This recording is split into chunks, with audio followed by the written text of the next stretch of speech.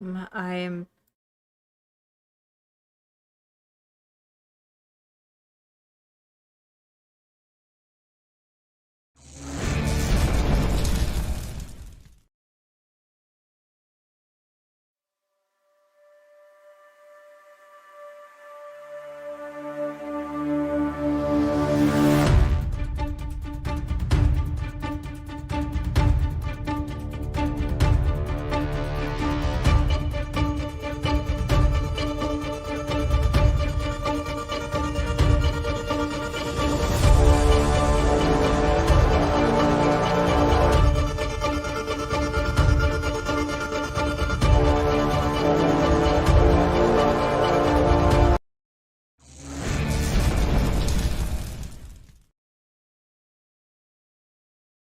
All right. Hello. Welcome back to I don't even know what episode this is, but we're here, Masks of Nyarlathotep. Yeah.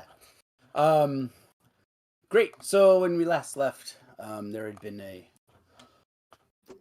lot of fire and explosions and people were blown and had their faces blown off and all this kind of fun stuff. And there was some fallout from that. Um The plan, I believe, was for Dean Adler to kind of take the fall of it, sort of. And with that, because I don't want to have a whole Law and Order episode. We Carlton Ramsey came down there, came to New Paltz with some legal maneuvering due to Dr. Adler's upstanding community, upstanding member of society, and with the using some of the money Jackson Elias left to you guys to what do you call to pay for the police cruiser for compensation. You were granted probation, and then Woody was in the hospital for about 2 weeks. I adjusted his hit points accordingly because hit points when you major wound you only regain 1 a week, but I figured 2 a week since you are in a hospital. So with that, you are finally able to make your way back to New York. Unless you had some other business you wanted to do in New Paltz, otherwise No, we should probably get out of this town as quickly as possible. Yeah, I assume so. So you manage to go back to town. Yeah, and the lawyer, he has gone ahead, and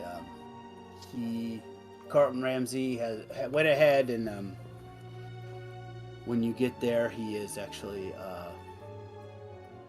waiting for you.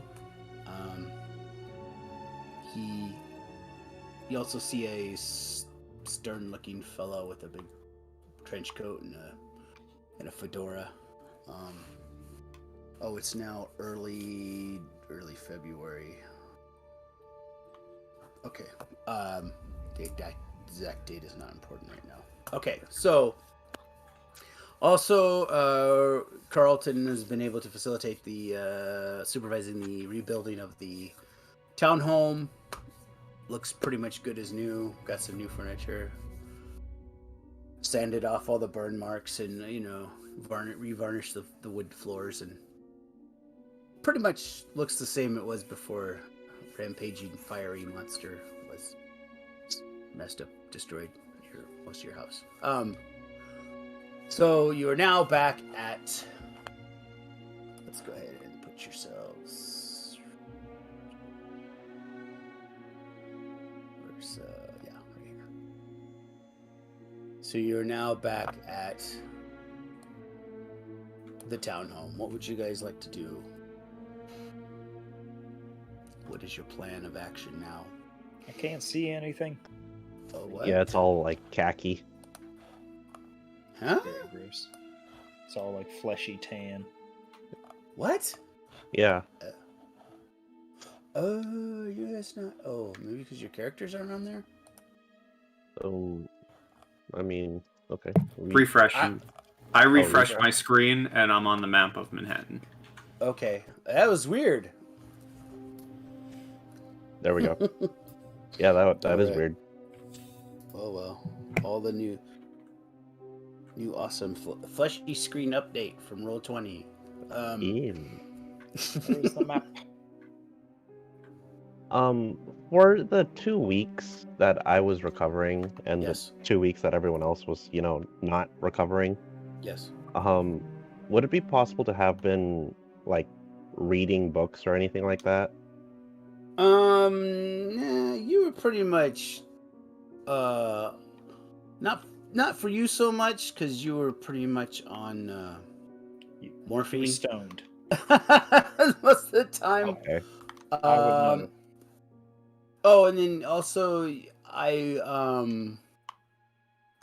the other three, unless they want to study something unnatural, can make sand rolls to see if they recover a sanity point. Oh, well, I still have my book. Yeah, so you want to study your... you could commit 2 weeks towards that, and that would probably... That would worth it if you want to do that. Yeah, I want to do that. All right, you keep reading the strange book of the Africa dark sect. So the other two can roll to rolling sanity Violet, to regain nope. sanity. Let's see if I regain some sanity. Doubt it, because I have a lot of sanity. Oh. Nope. Oh, yeah. You did. Wow, you're even higher. All right. So how much do I regain? Just one. Just one. Perfect. Yep. Okay. So, yeah, now you've made it back.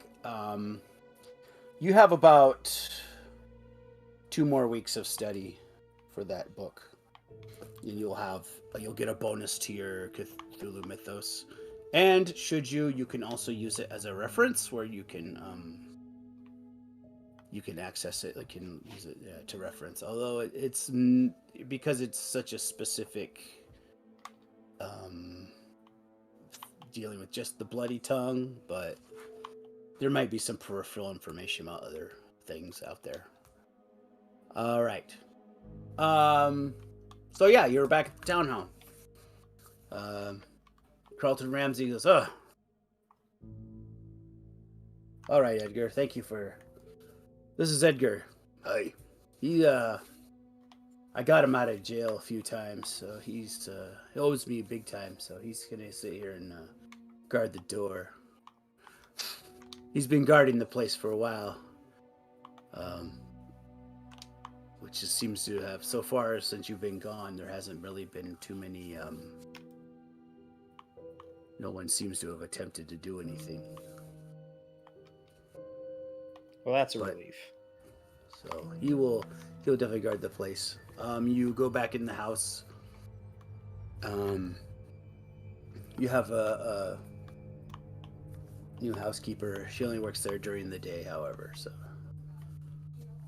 she was nervous about staying there all day. Might have let it slip what happened to the last one. That makes sense. The last one did get bisected and Whoops. Hey, so anyways, yeah. So you have some, what do you guys want to do now? Remember, you still have some of those artifacts and things like that you still haven't really messed around with. Maybe you guys have a plan as to what you sound like you guys maybe had a plan about what you wanted to do. What is your next plan, as it were? What's your next? Well, whatever we do, a big part of the plan should be to stick together. I don't like that part. Well, do something about it.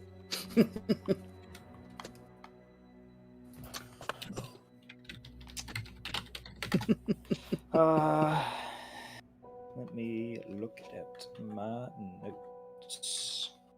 There you go. All right, so it seems like the only um, tangible people that we can kind of pursue are either the Cult of the Bloody Tongue centered in Harlem or the police precinct in Harlem, Mhm. right? Either way, the people that we've engaged with are in Harlem. So the question is, do we want to continue pursuing that or chase other leads? Well, if we go for one, it'll likely get the attention of the other. Yeah. I agree. Like if we go for especially the cultists. If we go for the cult, it'll likely gain the attention of the precinct because if I'm remembering correctly, we basically got confirmation. Oh boy, I didn't write it down. That the Grand Wizard or whatever his name was is at a speakeasy that the prisoner guy was in. He was talking about him, and he told us that's where he is. And if we go there to deal with that, and we make noise, we'll likely get the precinct as well. So we could do, 2-for-1 special, but then we're dealing with a 2-for-1 special.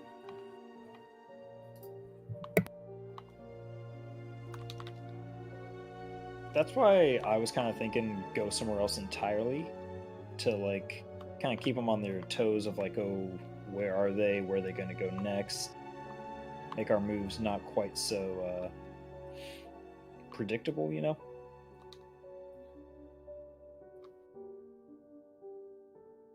So let things kind of like simmer down here. Yeah, kind of. Let them get comfortable again.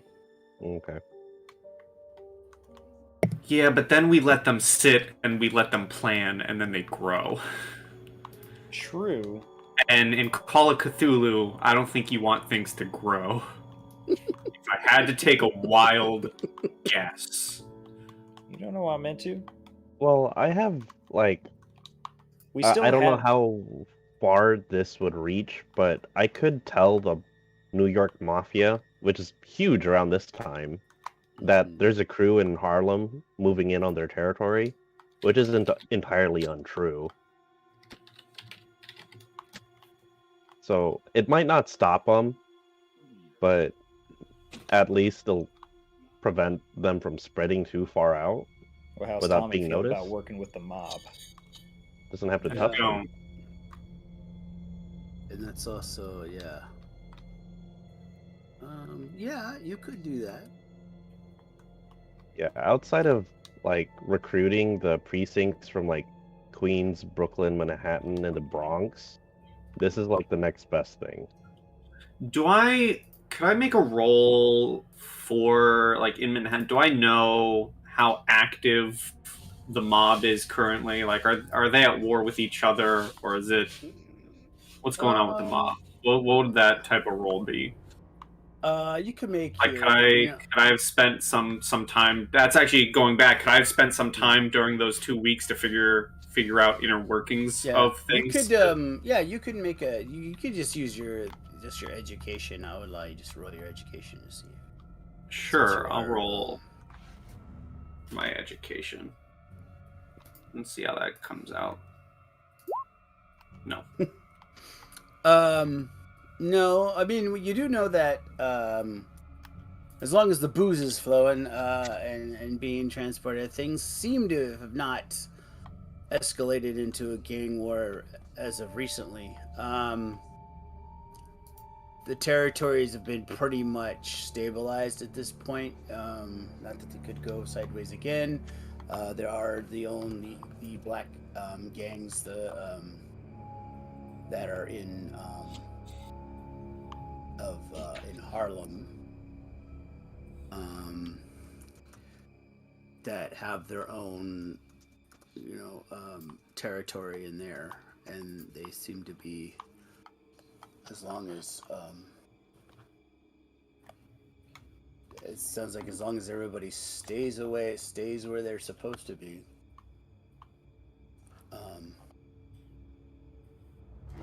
It seems to be there hasn't been any real tension, especially because of the, like I said, because prohibition and everyone's getting a piece of the action, so there has been no But need if to, people move into others' places, then Yeah. stuff might start. Yeah.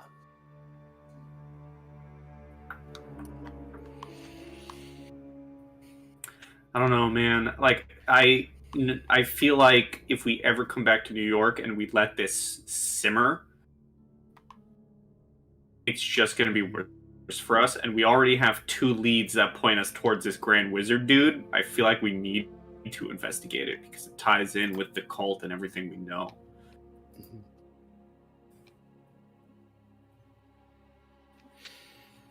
Let's go with that then. Mhm. So, out of character, I just Googled where Harlem was since I have a poor understanding of New York as a whole. And I just found out that Harlem is in like the middle of this giant red Manhattan thing. Yeah.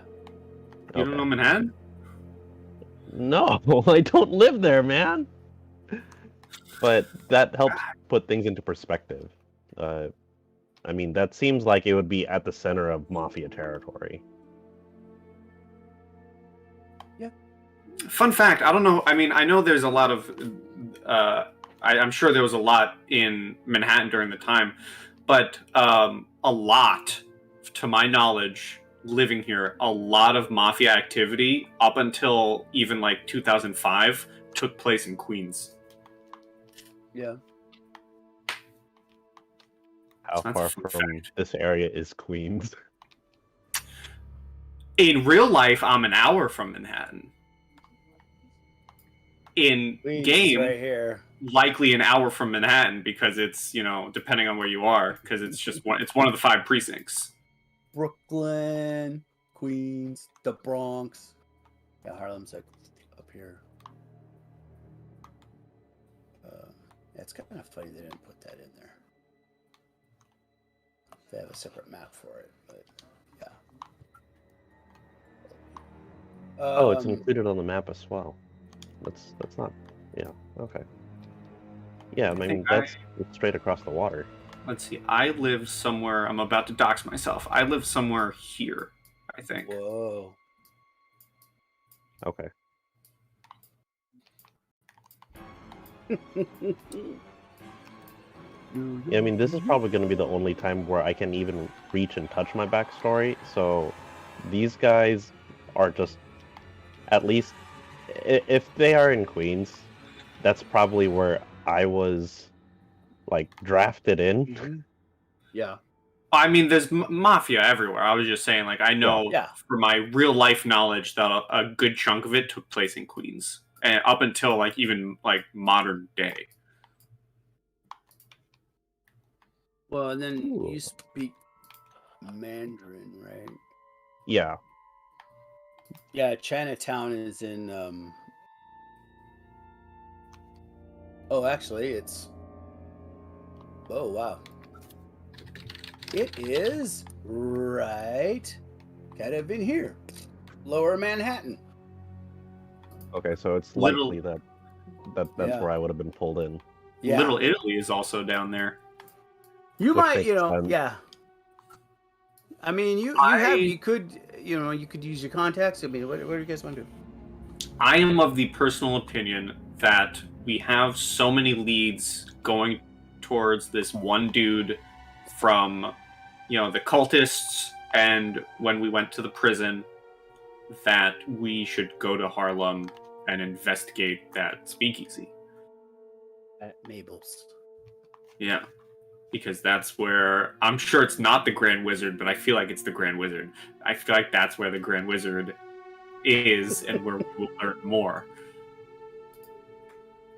Yeah, it looks like my notes say it's the basement of Fat Mabel's is probably the last place we can check out. Mm-hmm. Did you write down a name? If it's the Grand Wizard. I don't think have. Yeah, I don't have a wizard name here. we got It's a name. Just, Let me well, I don't know what Chakota is, but the quote that we had, like in terms of dialogue, was "You could see Chakota." So I don't know if that's the wizard.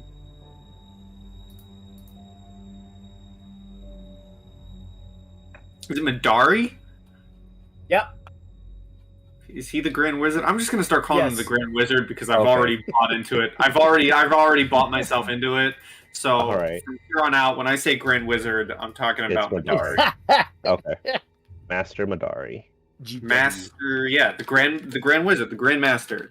Okay. Yeah, I was. Yeah. So multiple titles here. Yeah, But, I bought myself into it already. We're going with it. Yeah. But yeah, either way, Sweet. if we want to pursue this, what's our plan of attack here?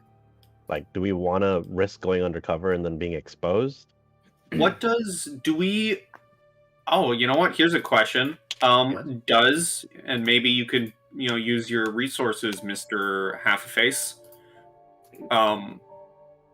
Does your character, with your backstory, do you know the layout of Mabel's? Like, is it a place that like you and like the three of you could go in and scout the place, and like I could wait at like a back door for you to flush someone out? You know what I mean? Like, does your character know the layout?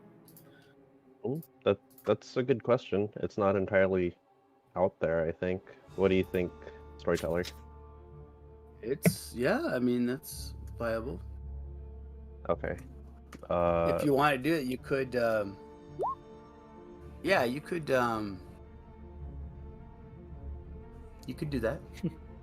Okay, so I know the layout.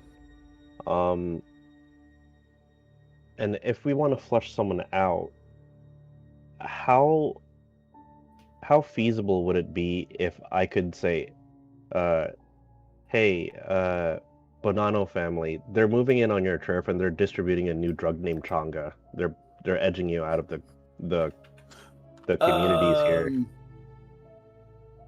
You could. You need to arrange a meeting. Yeah. Well, make an education roll to see if you can know somebody in that organization how well you might know somebody.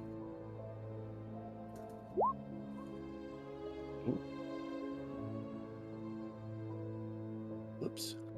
Sorry. Let me see here. What'd you get? Hard success. Oh, okay, cool.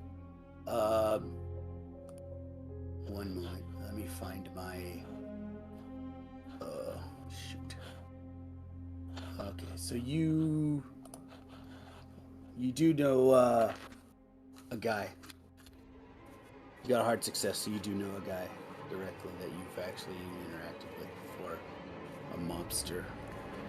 He's low level, but you could probably put in a good word for you.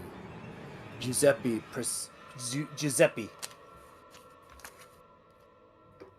Giuseppe! That's his name. And All right. always known for wearing he always stands out among the mobs because he always wears a nice white suit.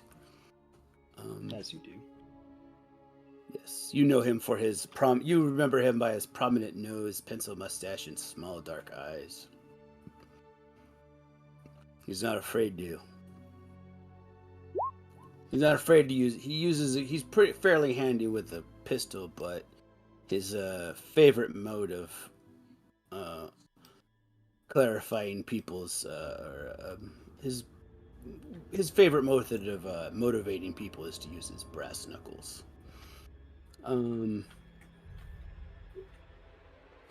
Yes, you can go down to Little Italy and see him. You have to go down there and find him, I guess. So. Okay. Yeah, that's reasonable. I mean, I won't take off until the group seems to have like a generalized plan of attack. I'm not gonna, strike out on my own. Mm-hmm. I mean, I'm not gonna say no to it.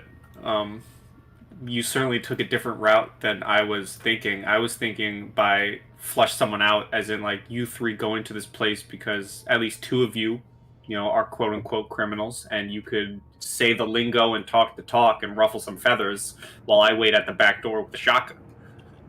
That's another way too. I mean, That is yes, also what I thought you meant. but Yeah.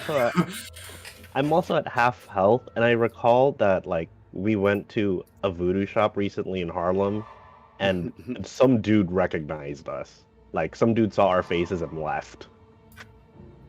Yeah, but now half your face is gone, so Yeah, so it's Oh harder my to recognize. God. It's harder to recognize. That's a joke, but that's You have a actually mask? genuinely actually a really good point.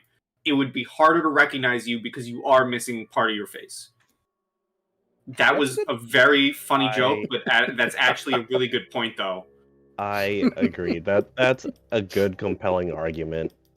It's sad So, because it's true. yeah.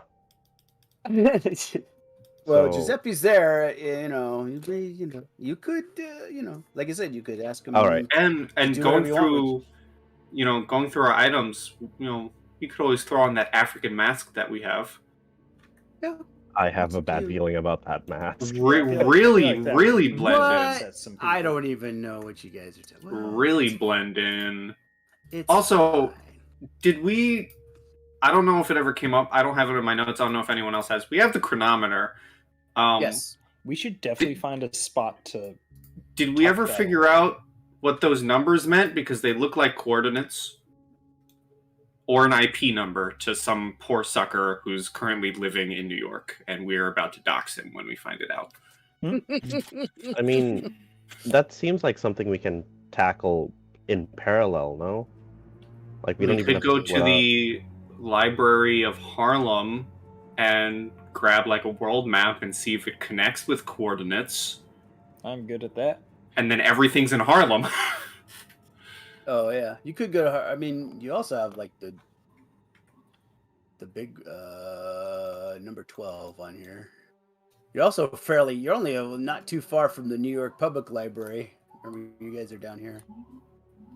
So, But there was also a library in Harlem, right? Because I remember me and yes, Dean went. Yeah. yeah, you Mhm. could go there too. Yeah. Everything is in. I mean, there are other libraries in New York, of course. That's just it. But everything's in Harlem, gang. Also, you know that a chronometer is a timepiece. Therefore, you could also go to a watchmaker. He might know how the thing works as well. Okay, so maybe I can definitely Vi- take care of that because I am not the kind of go into the speakeasy and try to talk lingo person. right. So maybe we'll only split the group for efficiency's sake in areas where are outside of Harlem, I think, is reasonable enough. Mm-hmm. So we could have Tommy and Dean maybe go to like the watch or the library, while Vi and Woody see to their old contact and see if we can arrange something. It's not a bad idea. I'll take it. Because then, if we get anything, we can all converge on Harlem.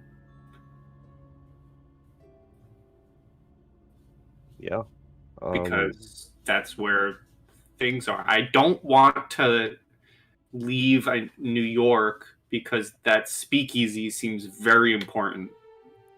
Right. Mm-hmm.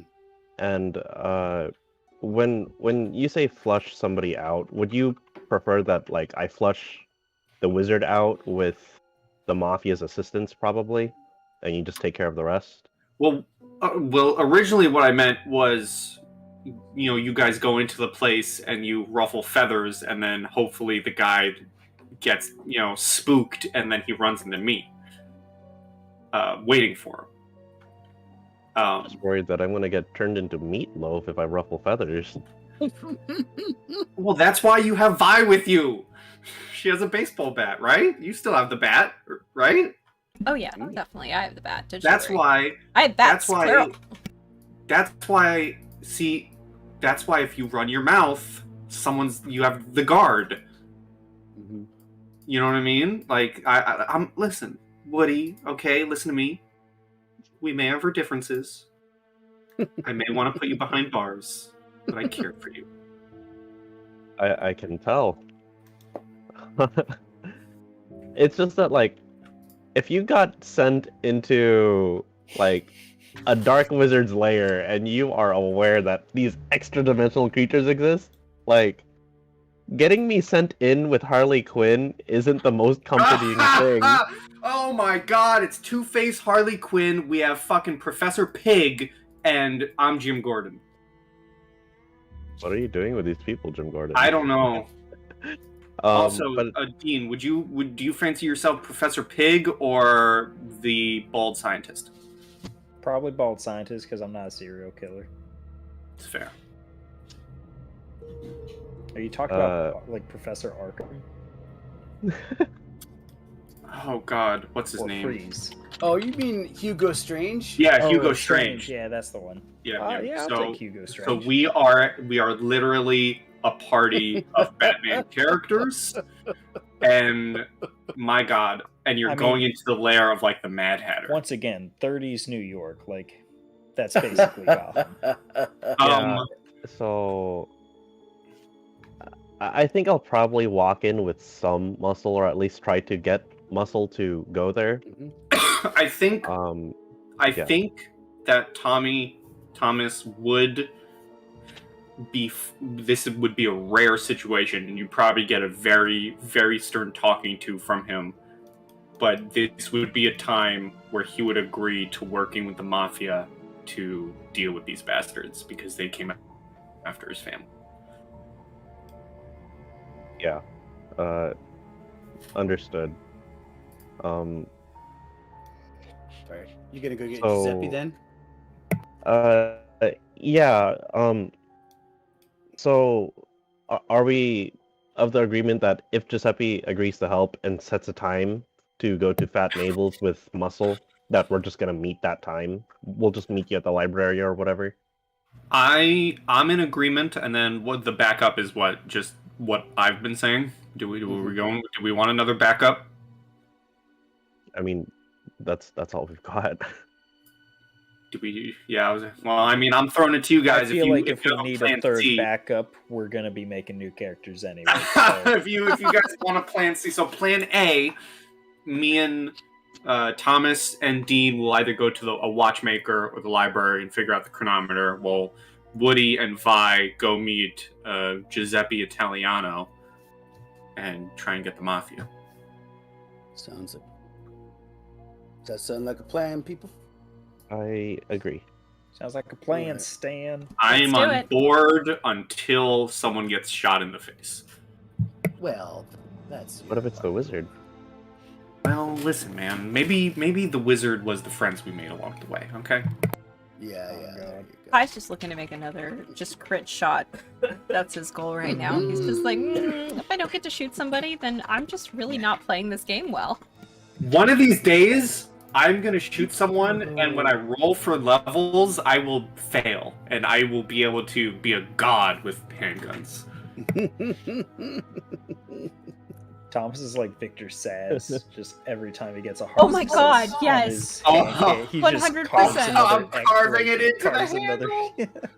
Oh my god! Handle your freaking face. I am Victor Zaz mixed with fucking Gordon. This is great. We are really a party of Batman characters. He's got a notch in his holster. Just collected notches for everybody that he kills. Yes. For every extreme success, it marks a new notch. Oh my god. That's too funny. All right. So okay. Which one do you want to tackle first, storyteller? I will. Let's do. You make your way down to Lower Manhattan. Sorry, and you get to in Vito's Restaurante, usually the hangout of Giuseppe, and there you see your old buddy having linguine, with a couple of flappers in his little pinky ring. Hey, he's eating. Hey, baby. He's like trying to impress them. And then you approach him. He hasn't seen you yet. Yeah, I'll tell the waiter to tell him to meet me in the usual booth just to talk a little business. Okay. And yeah, I won't crash his style. Sure. Okay. And the waiter, you sit at your usual booth, and then the waiter kind of, oh, and then he kind of looks around, and he sees you there, and then he goes, "I'll be back, girls. Just entertain yourselves." And then goes back over to you. Sits at your booth. Hey, oh, Woody, it's been a while. Oh, It has been a while. I hate to Stuff has tell you this. happened. Yeah, I can tell. This guy's staring at your mask. What? I probably just have like bandages across it, Oh, but like okay. it's very Okay. obvious that my ear is like Mm-hmm. shriveled to hell. Um, Ooh. but yeah, I've got some reliable information, first-hand information. Uh, we've got some new gang activity in Harlem, very close to your turf, very close to some of the other mafiosos in the area. Uh, they did this to me. They roughed me up. They roughed up a bunch of my buddies. They have guns, and they are distributing a new drug on the market. You might have heard it. It's called changa. Oh. Is that some of that weird African stuff I heard about? That's the one. Uh, oh. Well, I'll tell you what. I'll help you out. But on one condition. What's the condition? This sweet little lady gets to escort me there. And he's looking at Bite. Vi kind of raises an eyebrow and crosses her arms and then gestures over to the table full of women and say, "Seems like you kind of got your hands full over there. Are you sure you can handle another?" Oh, don't worry about me, sweetheart.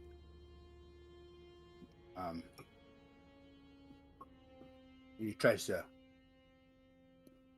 caress your cheek.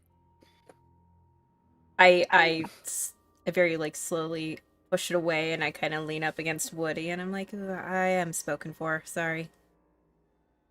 Ooh, really? I mean, all due respect. It's not something we like to broadcast, but business is Oh, business. all right, Woody. Well, okay.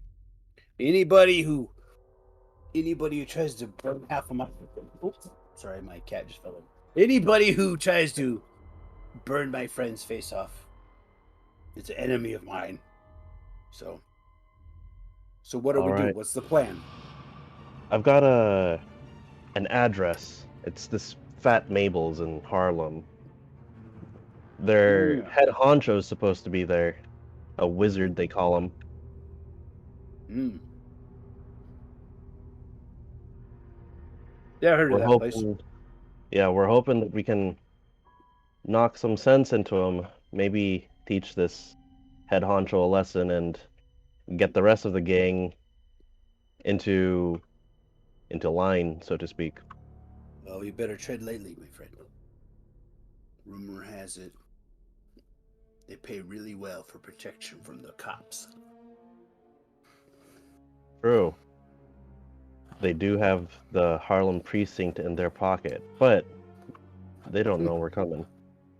So as long as we hit them fast, like we always have, shouldn't be any lashback. All right. You got yourself a deal. Meanwhile, at the Harlem Library, or where are you guys going? The Harlem Library? Where do you guys want to go? Well, I think Towards the Mr. Fancy chronometer. Man probably knows more about watches than me, so I would follow his lead. Yeah. I would want to go to a library first to see if we can discern those numbers by ourselves. Okay. Because such a unique piece, I would fear that it would gather the wrong kind of attention. Yeah. Well, go ahead and make a library use.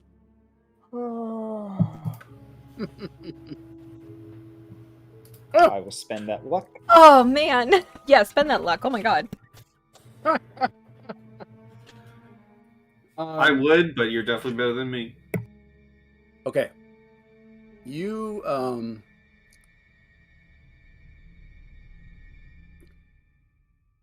in addition to the information that you found, you feel like these coordinates they definitely are not coordinates. There's no north or south or that we'd have with a longitudinal, latitudinal in regards to the equator. So you definitely know that these numbers represent something else. What you're not sure. Hmm. You do know that the chronometer, as a marine chronometer, it's used to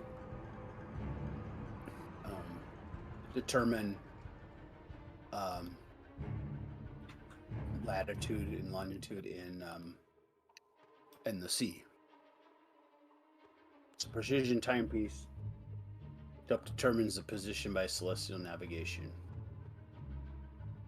It is used to determine longitude by comparing Greenwich Mean Time and the time of the current location. That's why there's two clocks. Or two dials. So that is yours. Educated guess is that the watch, or that it is set to Greenwich Mean Time. Supposedly, I guess if the idea is that maybe if there's more than one of these, by having everyone use the same precision chronometer, or set to the synchronized, then whatever they're planning will happen at the same time.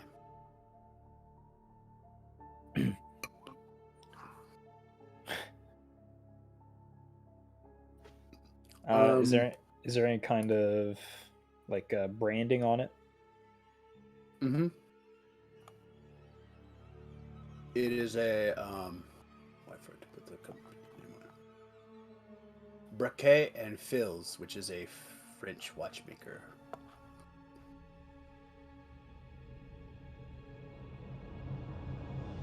Could I see if there's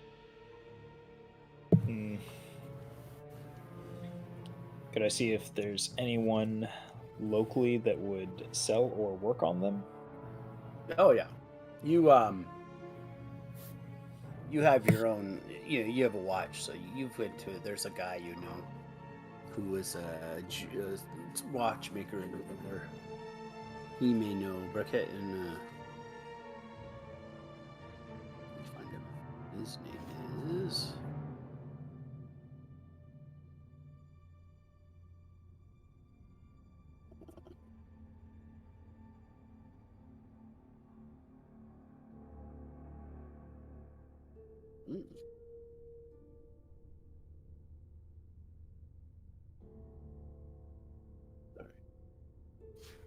Yeah, his name is Julian von Schwenke, a German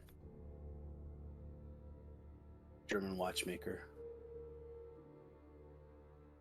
Manhattan area. He could probably give you more information about it. Okay. Well, I'll go back up to Thomas and say, I don't know what these numbers are, but they aren't any kind of coordinates that I've ever seen. What are do we have those numbers written down somewhere? Did I miss it? They're in the chronometer handout. Yeah. Oh, okay. Let me go look at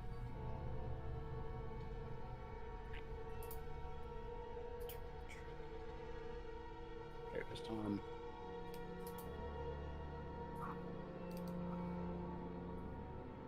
So you go to Von Schrenke's. Meanwhile, what do you invite? You headed up to Harlem? Or you want to wait? No, I think the agreement was to get to Dean and Tommy and let them Okay. know that, hey, we got Okay. backup and we're Okay. set for like such and such time. Okay. Yeah, so we're gonna be headed in that direction. All right. Do you want Giuseppe to come with you? You want him to meet you there? What do you want to do? I'll probably meet us at the place, or either All right. meet us here, and then we'll just all go as one caravan of whatever. Do we Hmm? want to take him and have him meet Tommy? So I just don't know if that would be a great idea. Oh no, I had that in mind. I was gonna mention before we cut out that uh, I've got a cop in my pocket with a personal grudge. These guys went after his family. Well, if you say he's good, then I'll trust him. All right.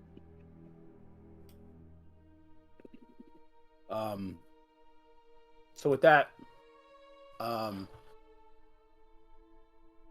you. So you're gonna go meet. What do you want to go meet back at the house, or you want to go to the? Because they went to the library. You probably don't even know where they are. Oh, I think we were gonna meet at the library. Okay. So I think that was the original plan. So you can head to the library. Mhm. All right. So as you head to the library, you Van Schwenke's jewelry and watchmaker. You see the old little German man with a funny mustache. Ah, hello, Dr. Doctor. What can I do for you? Well, found this little piece, and I thought you might be able to tell me a little something about it. I've never Oh, never quite seen one before like it, and I'll just kind of like set it on the counter and push it towards him. Brachian Fields. Oh, this is very. You know, they were the premier watchmaker. Nowadays everyone wants a Rolex, but before the Rolex, it was Brachian Fields. So they're still doing quite well, actually. Let's see here. Oh, yes, spring driven, 3-hour movement. Oh, club tooth lever, escapement, balance with metallic rim for temperature compensation. Ooh, independent seconds.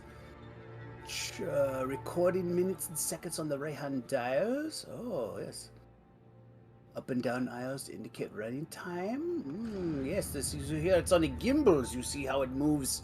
It's so that if it's on a train or a boat, it actually will not be. The mechanism will not be disturbed. It will move with the. It's able to move with the exterior forces.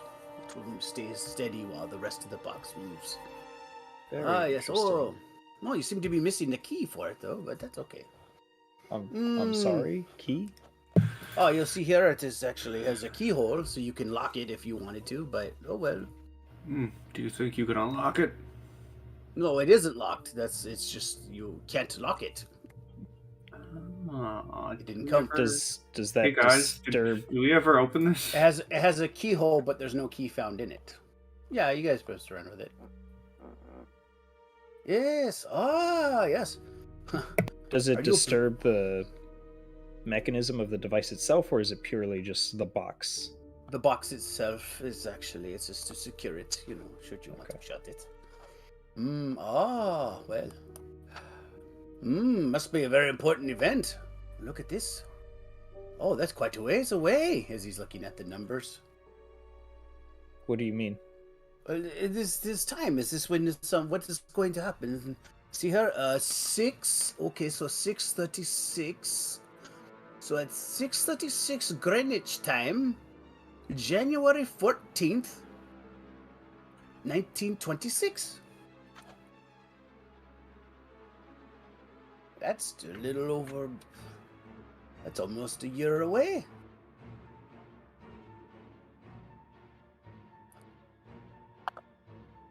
Well, I don't know what that would possibly mean, but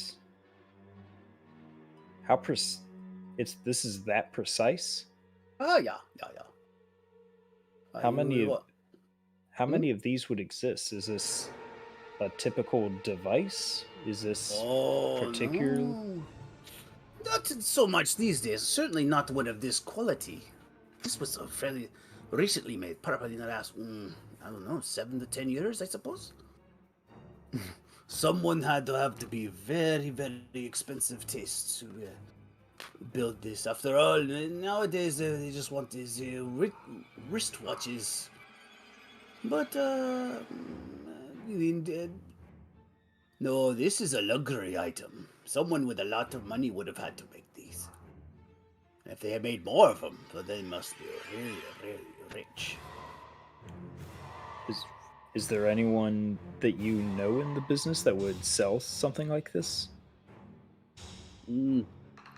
Not locally, but, probably direct, I suppose, London or France. I mean, the company is French, but I suppose, they do have, someone from Europe definitely would be able to procure such a custom-made item.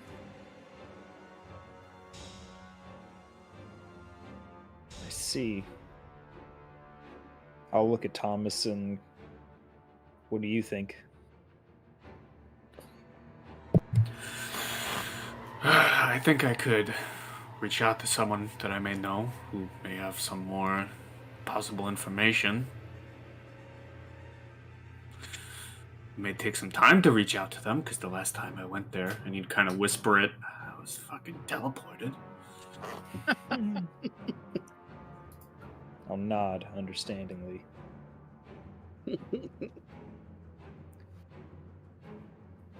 What was this guy's name again? I kind of lost it in the guy who I'm talking to. Oh, the watchmaker? Yeah. Julian von Schwenke. Okay.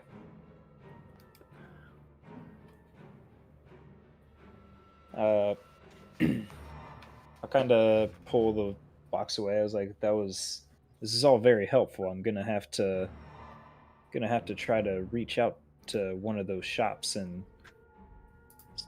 see what it's all about, but I'd appreciate it if you didn't talk about this too much. Oh, of course, Herr Doctor. I am very, very discreet. That's my middle name. You say I've bought more. I've had more than one customer buy 2 rings, one for the wife and one for the girlfriend. So I know all 2 things. I will be very, very quiet. Don't worry. Thank you. And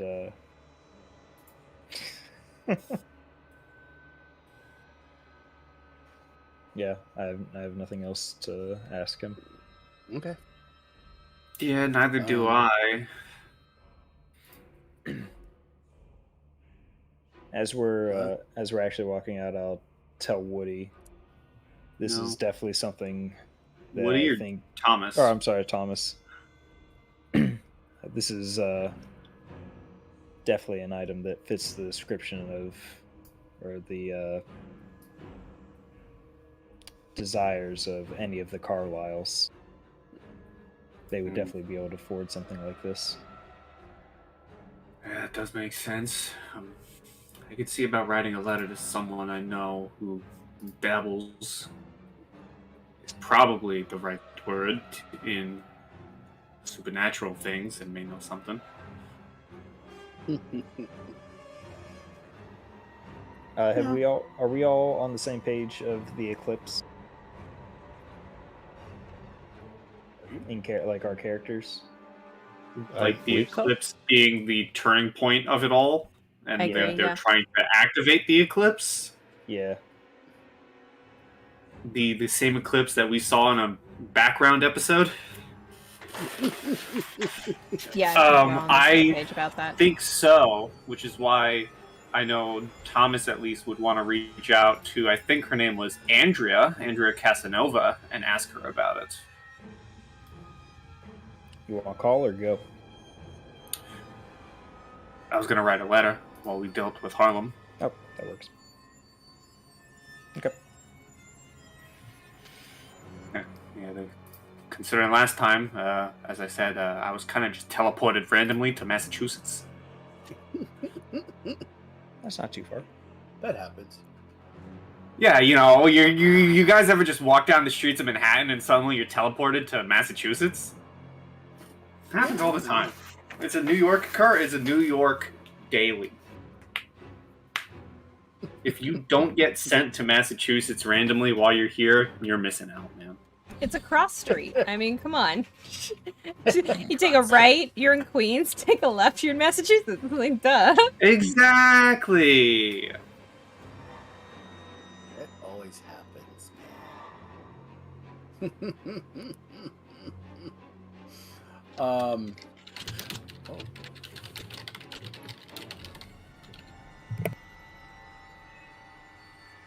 Where would you like to do now? Because you're gonna run into. Should we find a spot? Do you know of anyone that we could keep this with? Or anywhere that we could secure it? How much faith do you have in your newly renovated apartment? Not a lot. Well, Because you could keep it with Carlton if you wanted to.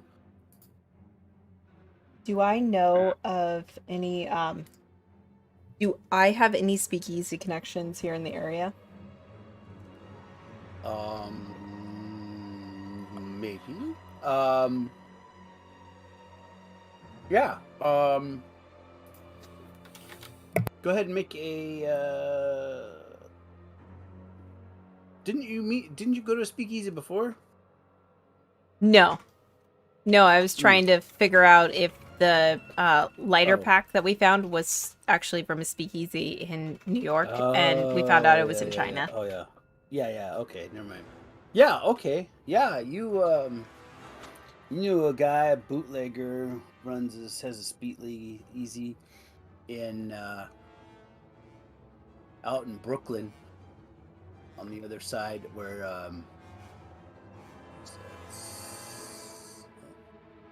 over here on the just on the other side of the bridge. His name is Billy Dimples McLaughlin. Love Billy Dimples. Great man. Billy Dimples, yes, he's Billy great, isn't he? Dimples. Old Billy Dimples. Yeah. You want to go talk to him and then. Yeah, so Billy Dimples.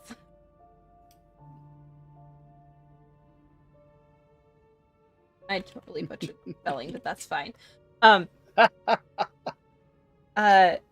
So Vi would speak up and say, well, if we want to leave it in a place that would be safe, but maybe we would be okay with, bad things happening to said location. And she kind of looks at Thomas when she says that, and then she looks back at kind of at General everybody else. It's kind of a unspoken code within my line of work that if you leave something at a location, it's untouched until you get back.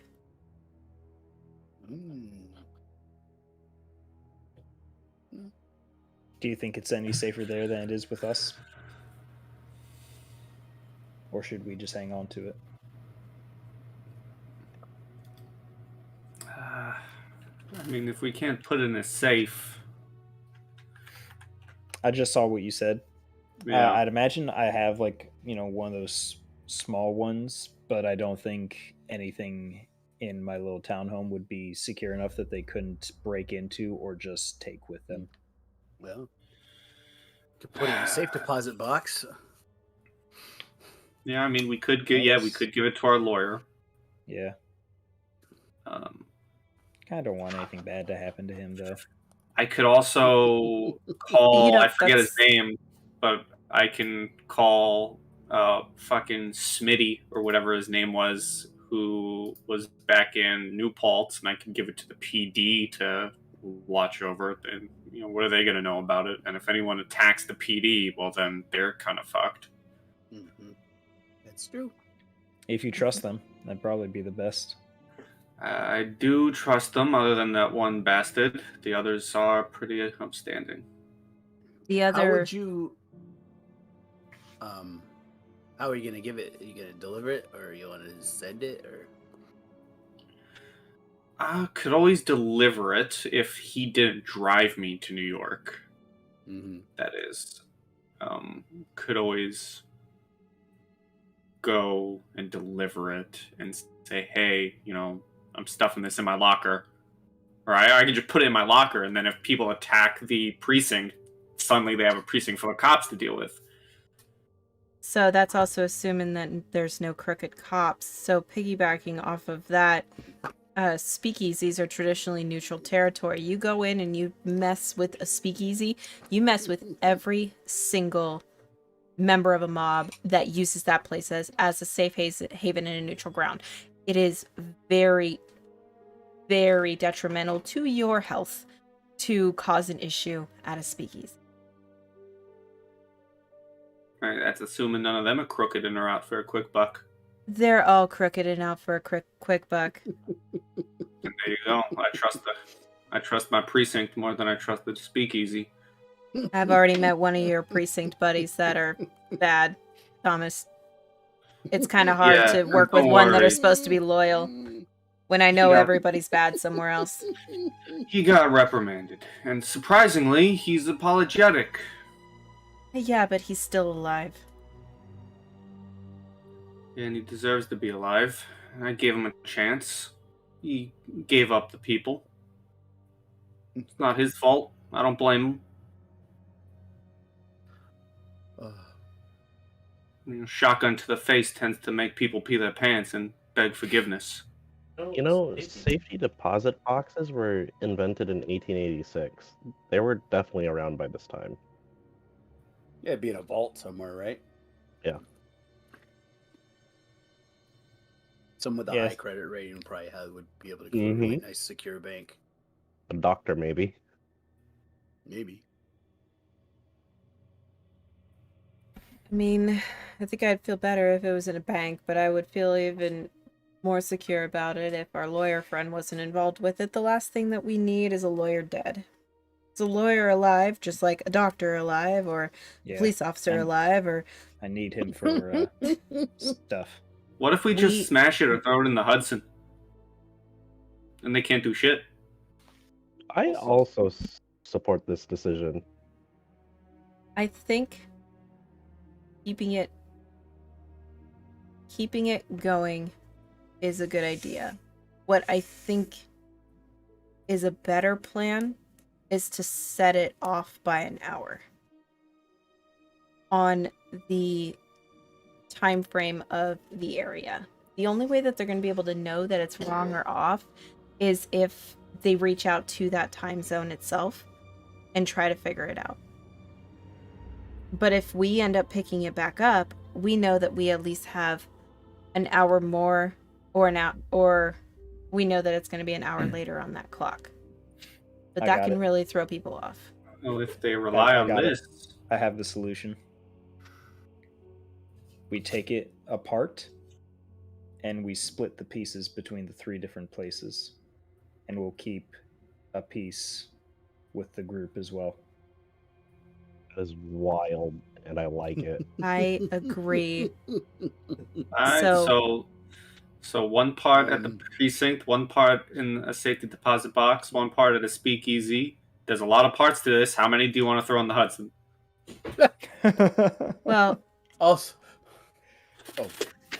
this is Let's- this is a precision instrument. So unless you have a decent mechanical repair skill, you may accidentally break it. But Which I also don't think is the end of the world, because if we Yeah. can't I know. use I'm it, just. they can't use That's- it. If that's they true, can't too. use it, if they can't use it, then Yeah. worrying about time zones doesn't matter because Yeah, they the- can't use it. The only Yeah. reason I don't want to just like break it and get it gone is just so they can't they have no chance of fixing it when we know exactly where all the pieces are. Yummy. You didn't like the rice? And then worst case scenario, yeah, I mean, even if someone does a mechanical repair and breaks it, we can still take it apart and keep the pieces in separate places. Yeah, And then we know a watchmaker. We just met him. I was about to say I could just So even if someone has shitty mechanical repair and fails a mechanical repair, we can still take it apart. Yeah. It'll break, but Okay, it's still then technically a part. I support the idea of taking it apart and just throwing the pieces in a bunch of different places. like calculate places or just like a random garbage cans. I mean, if we throw it in random garbage cans, that's basically akin to just us breaking it and Yeah. breaking it. I agree in that aspect as I just- well. Go on. I do see relevance in keeping pieces, taking it into pieces, and then putting it in places that we know where it's at in case for some crazy reason we need this thing again. Yeah. That's what I was thinking. We could always.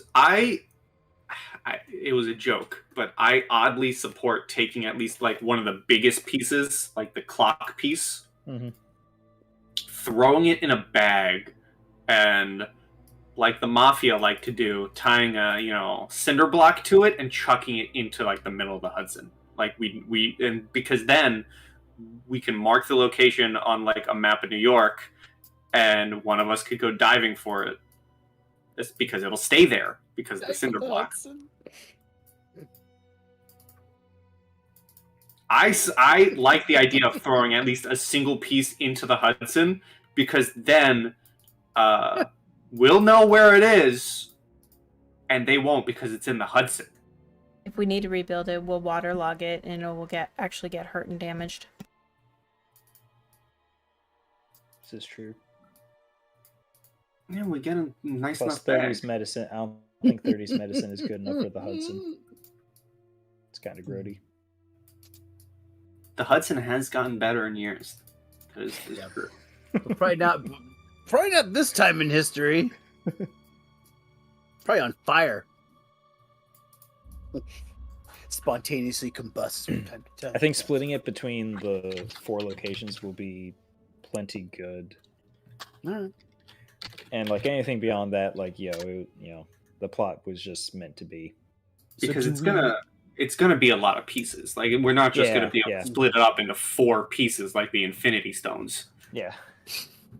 It's good. It's like a big old clock. We're gonna get like 100, 500 pieces of this thing.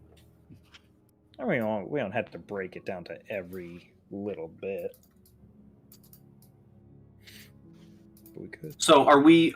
Okay, hold on. We're taking pieces. We're sending them to the individual locations. Are we also keeping any pieces on ourselves? Like 4 pieces for the 4 dwarves, and then 4 pieces for the elves. I'll be honest. I think breaking down the individual pieces is a little overthinking it. I think we could just say we're like sending some to each location and then just yada yada over like the specifics of it. That's just my take.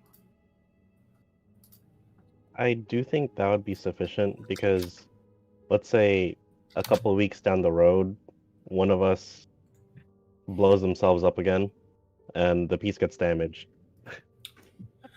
Yeah, who are you making reference to? I don't know. I mean, that could be anybody. I asked that on his burnt side. He can't hear the question. So 4 pieces for 4 different locations. Yeah. PD, Speakeasy, Vault, and then the Vault is the lawyer. So where's the 4th piece going? No, the vault was just a bank. Oh, I thought we were entrusting the lawyer with the bank. No, we want to leave the lawyer out of it so that way he doesn't get targeted. So where's the 4th piece going? We as a group are just keeping the 4th piece. Oh, we're keeping the 4th piece. So yeah, are we collectively.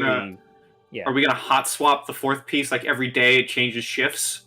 I'm assuming it would just stay in my pocket. Well, what if you are the reference to the being blown up? Well, that's the Ripperoni, risk you're gonna have to take. Any one of us could get blown up by throwing a flare into an already gasoline-filled truck. Well, you have the most pockets. You got the coat. You want to carry it? I do have the coat, and I am the comp. I do have the trench coat. I can carry it. There we go. I do I- have the shotgun. I have a bra. If it's a I small have enough a piece, bra. just fucking slip it in there like bloop. Do you have a shotgun in the bra too? Look, I have a bat on my back. Oh, that'd be Yep. cool. If we're I feel like desperate, is that's- that what you were about to say? No, if we're that desperate, it's just going in the prison wallet, and whatever happens just sucks. Oh no. If it's that desperate, I think we should just throw it in the Hudson at that point. Or Stick it to anywhere. the Hudson. True. Hudson is probably grosser. Yeah, if this time period, I think, yeah. Do you want to shove it in your butt or do you want to throw it in the Hudson? One of those ways, I think someone is going to get a disease either way. But I think it'd be worse if they had to get it from the Hudson. What if? Okay, so kind of building off the Hudson idea. What if the fourth We're piece actually is sticking like to the Hudson? We're not sticking to No, the hold Hudson. on, hear me out. What if the fourth piece Oh. is constituted of like springs in the hands, and we just shove those into a little paper bag, roll that up, put chewing gum on it, and stick it under like one of the bridges over the Hudson? That's... You Spider-Man? That's not a bad idea, though. MacGyver. Gonna, Gonna, but then it... Then who's it gonna crawl up there and get it from yeah. up there? Who has a good Um, climb skill? I have 20. Working on it. What if... What? Okay. All right. I have a wild idea. The fourth part, okay? And we could go on a little vacation. We stick it somewhere near the Statue of Liberty. But why? Because then we know where it is, and the freaking cult have to take a ferry to it. We put it inside the Statue of Liberty. You're just really Da Vinci coding this pie. I'm saying, Insane. as someone from New York, because you used to, I'm pretty sure they shut it down, but I'm pretty sure back in the days you used to be able to take tours up to the crown of the Statue of Liberty. Yeah. We go to the island, we stick it in the crown, we know exactly where it is, it's a popular location, and then we send the other parts everywhere else. That way we have 3 parts in those locations and 1 part that only us know. It'd be easy. It won't be easy, but a cult can figure out. Oh, this piece is at a precinct. This piece is in a bank. This piece is with a speakeasy. Who's gonna think of the Statue of Liberty? Okay, hear me out. I'm on board with Pie's idea. So first, let me get that out there. But let me explain. Let me explain my thought pattern. So, I like the idea of putting it in 4 places. I like the idea of none of the pieces being on us. I think that's very crucial. I think another crucial step is that splitting the party, but hear me out. Each person takes a piece to a different location. Tommy goes back to the precinct. Dean goes to get a safety deposit box. Vi goes to a speakeasy, and then Woody can go to the Statue of Liberty. The reason being is that if one of us gets kidnapped, they only know the location and only know the way to get it for their location only.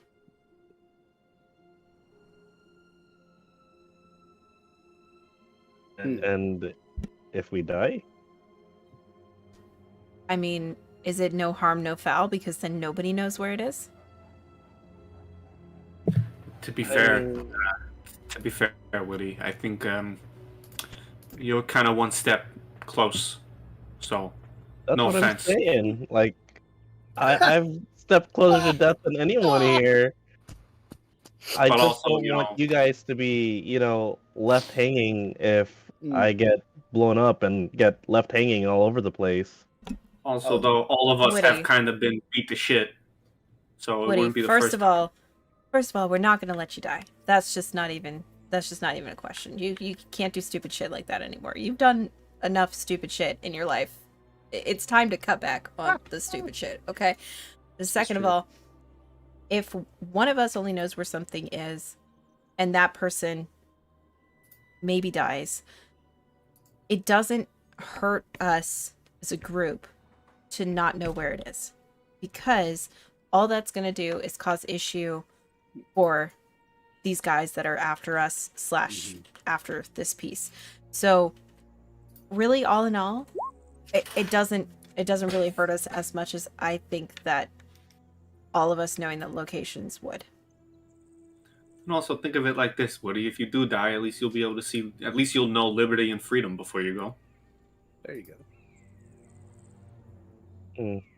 That's awfully symbolic and unsatisfying, but you know what? What the hell? All right. So okay. I guess, do we want to do that now? I'll go to the Statue of Liberty. Giuseppe will meet us at what, the townhouse, and then we'll go. Yeah. Y'all should not have let me spoke for as long as I did. I don't know how we got here, but we got here. Statue of Liberty. That's one step closer to the Hudson. You're so proud of yourself, Pi. I can like hear it in your voice. So the bank vault, you're saying some New Paltz PD, and then the statue. What was the third place? So New Paltz PD, Statue of Liberty, Bank Yeah. Vault, Speakeasy. Vi's Speakeasy. Oh yeah. Oh, And- okay. And in my fairness, you know, Okay. all of you left, and my character knows New York, so of course, I imagine they would No. suggest something like this. Are you I live here. taking it apart yourself, or are you letting the watchmaker do it? Let's get the watchmaker to do it. Okay. Disagree. Why? Okay. Because Well, if you want it to work again, unless you guys make a mechanical. Do we want it to work again? One, I don't because know. You sound like maybe you If did, but I don't know. they already, if people were to try to track this thing down, they're Mhm. already going to go with him, and he's going to say he's seen it. However, if he takes it apart, then there's the possibility that they find out they're looking for pieces, not the whole. That's a good point. And also, That's a good if we point. don't want to put anyone into harm's way, we'd be putting the watchmaker into harm's way. That I is mean, true. poor Julian's already in some kind of harm, but Yeah. is what it is. And if it all goes back to, if someone takes it apart with mechanical repair and they fail and break it, it's still apart, and it's harder for them to put it back together if they ever find a piece. Yeah. So, who's mechanical repairing? And I this have a- is a roll to. Oh, go ahead. Sorry. I have 10. I also have 10. Same. So I also have 10. Do we want to have a die off? Can we do it like a D100 off to see who rolls their 10 mechanical repair, Mr. GM? Sure. Because we all have the same number. What are we doing? Highest goes? Okay. Oh, well, Lois goes, man. Lois is a crit success.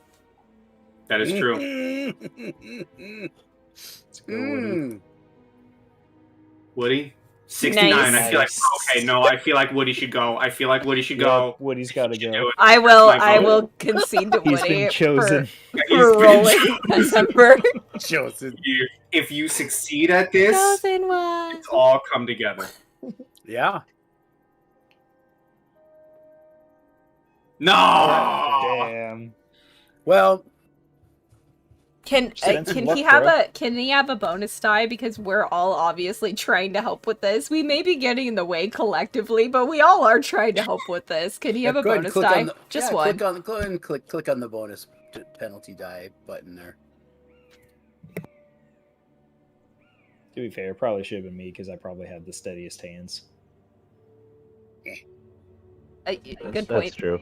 So, number of bonus dice, I currently have it at 2. Do I change it to 4 before I submit? Oh, I have okay, that 2, works. but- Never mind. I say just I click did that not button. realize. Oh, okay. Well, go back there. Okay, so you take it apart. Some of the pieces got a little bit bent funny, but I mean nothing horrible. I mean, you could always make another mechanical repair roll to put it back together properly, but nothing completely broke. So, but it is a little bit messed up. So there may be a slight penalty trying to put it back together because some of the pieces don't quite mesh up anymore. Some of the gears are a little off now, off kilter. You're like using a butter knife.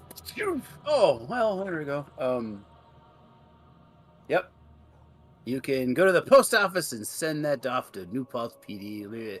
Send a telegram telling you're expecting tell them to expect a delivery tell it to the chief, and that you want to put in your. Do we want to do that, or I thought I was hand delivering it? I thought we were all. You can hand. I'm sorry, hand deliver. Yeah, you can take the day and come back.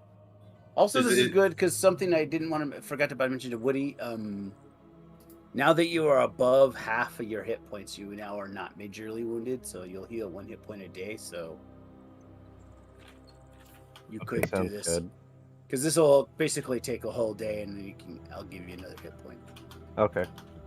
So now you're up to like 7. 7, yay. Okay, I'll go ahead and make it 7. Make it We a 7. argued so long, Woody healed. You argued so long for days on end. So for the Statue of Liberty one, since it's like a tourism spot, could I just like continuously hide it and then see if I can see it? So until I'm like satisfied. Mm-hmm. Okay. You have sleight of hand. Yes, I have sleight of hand and stealth. Cool. That's probably what I'll use to see if anybody notices. What's your sleight of hand? 35. Okay. So someone might see it. You never know.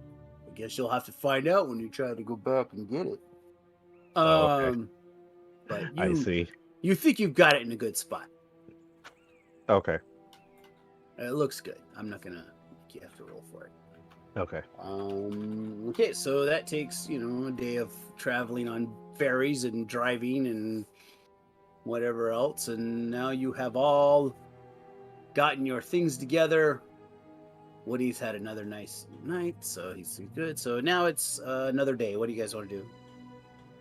Did we all do this stuff in like one day? Like he went to. Pretty much. Yeah, you can get there and come back in a day. It'll take you like the whole day, but yeah. Yeah, because I'm going back to New Paltz and like walking in and like putting this piece in my locker and locking it. Yep. That's fine. Well, if this guy's gonna drive all the way up to New Paltz, can I just pick up like a Swahili English dictionary and then chill out at the townhouse? Mm-hmm. Yeah, Okay. that's fine. All right. Go ahead and make an education roll. What'd you get? Nice. 15, extreme success. What?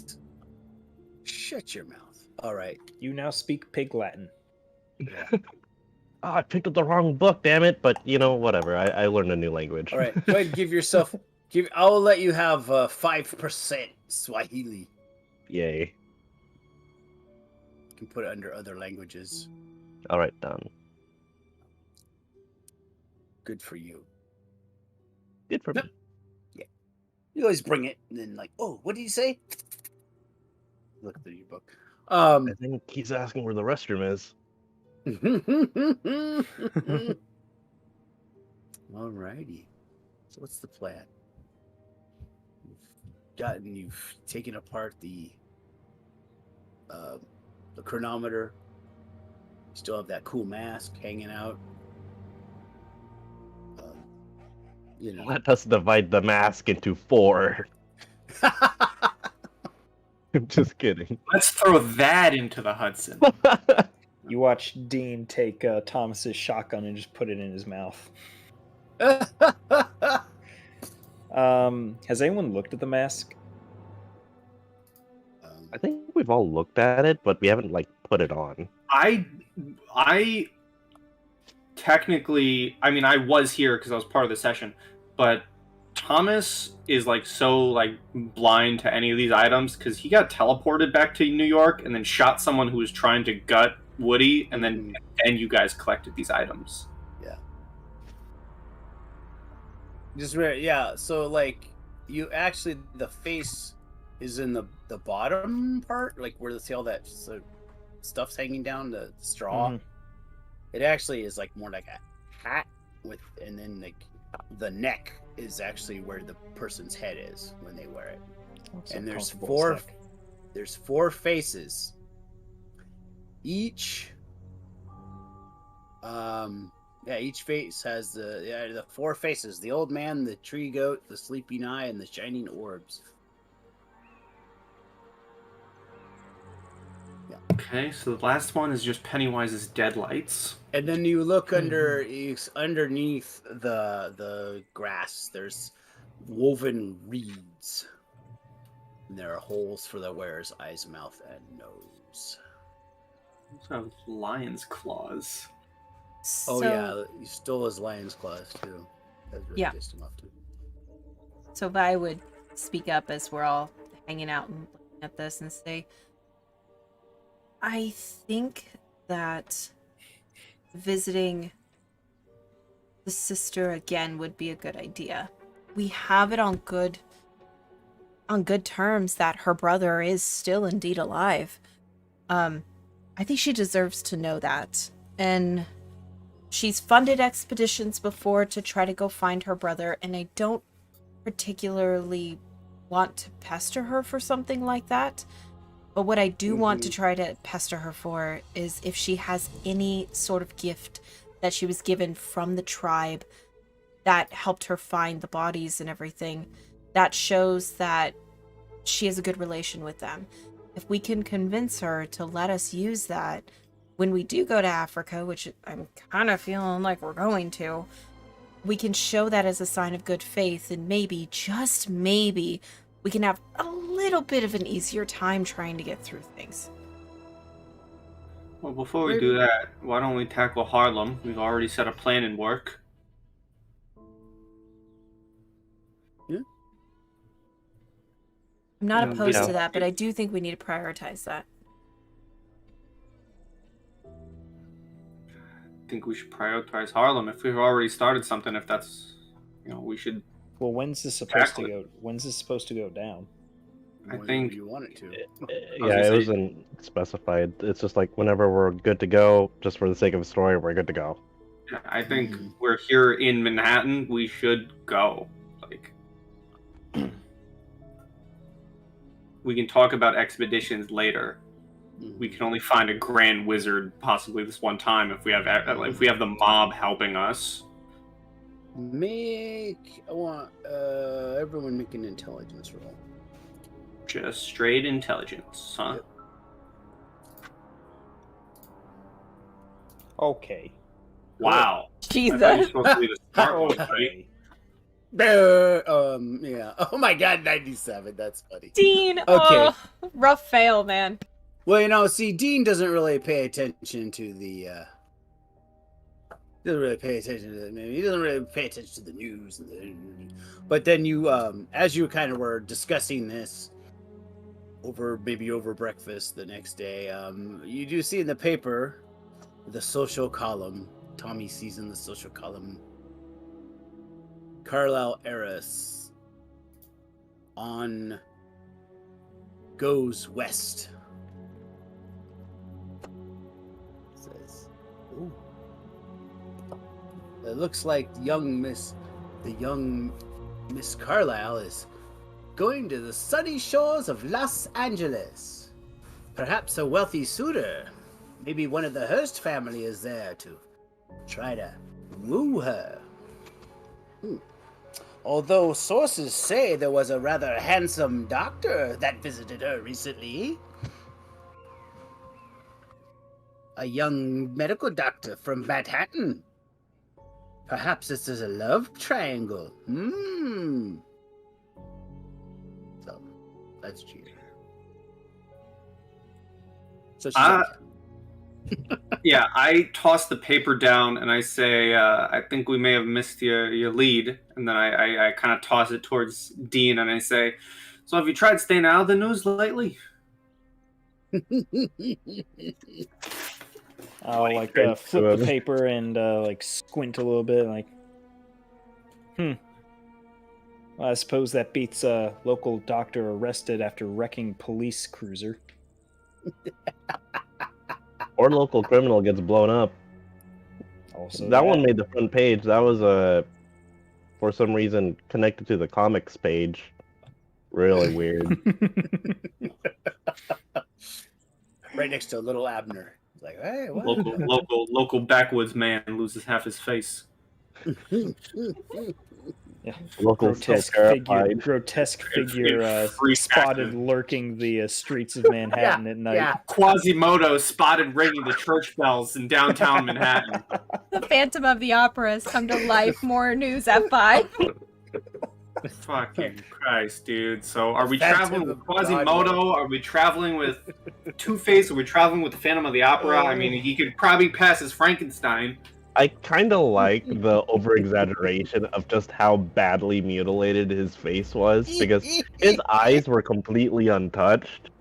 But like, Just if that the one. news, if the news are blasting it up this much, people are expecting one thing, so I can still fly under the radar. I'm gonna be honest. I know it likely isn't that bad, but I will never stop, as Thomas and myself will never stop picturing Woody looking like Harvey Dent's Two-Face. Like, to me, that's what your character looks like. Whether I'm that's fine true or with not, that. I was thinking Zuko. whether it's true or not, I don't Yeah. know. But you will forever, your character will forever to Tommy look like Harvey Dent's Two-Face. Yeah, like and I'm mid-season fine with 2 that. Zuko. Yeah, I think that's not too far from the truth. I mean, his eye is still fine, but like his ear is still shriveled, so I think I can kind of see that. But Zuko's I think that adds for more role play, right? Like this ear thing has been a blessing and a curse, so I'm all for it. Attach some freaking screws to your neck, you could be Frankenstein. All right, so Okay, well, seeing as how our other good, lead, I think we should Hey, you kickstart guys! the kickstart this Harlem. whatever you want Party? to call it. yeah. All right.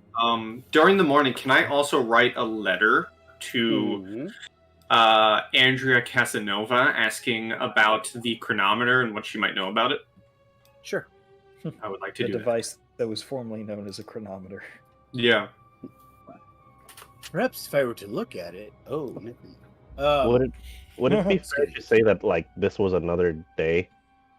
Yeah. That's Okay. All right, we're ready. Okay. Yay! I'll be.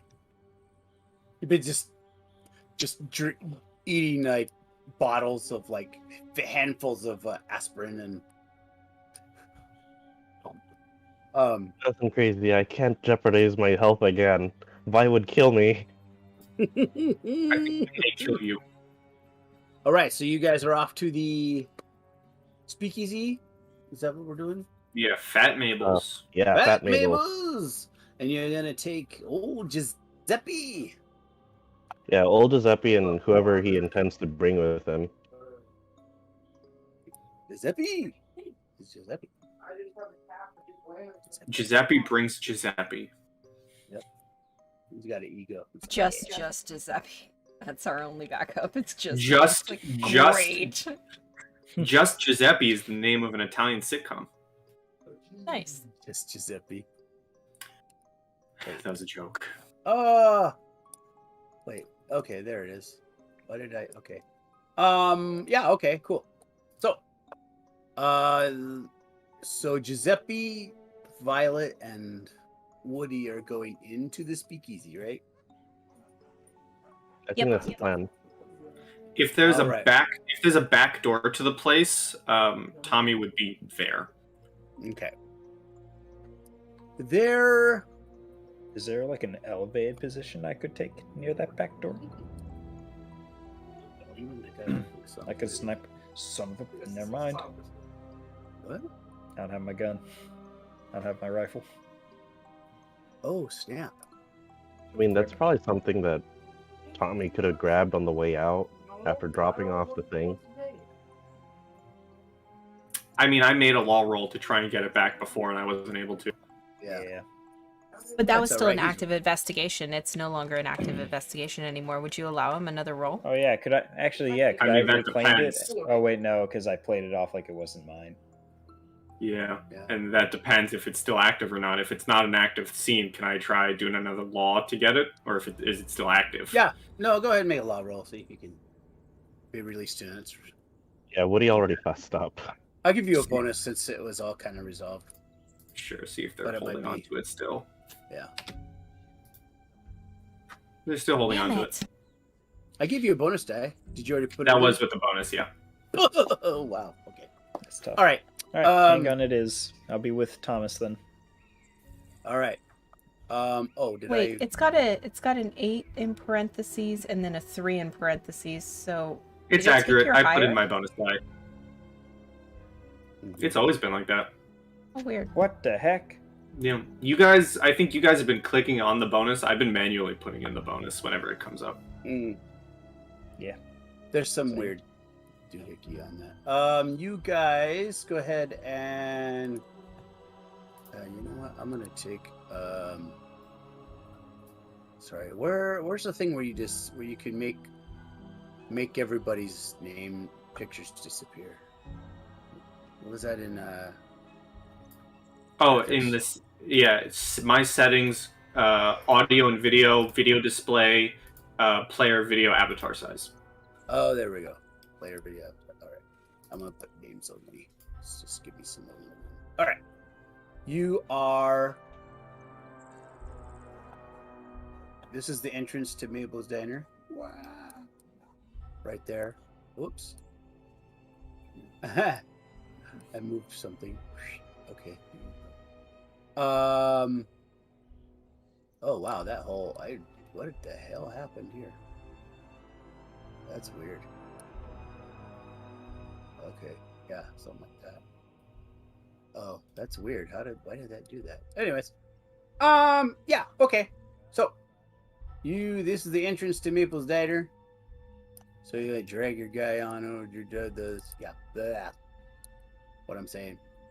Drag those guys over.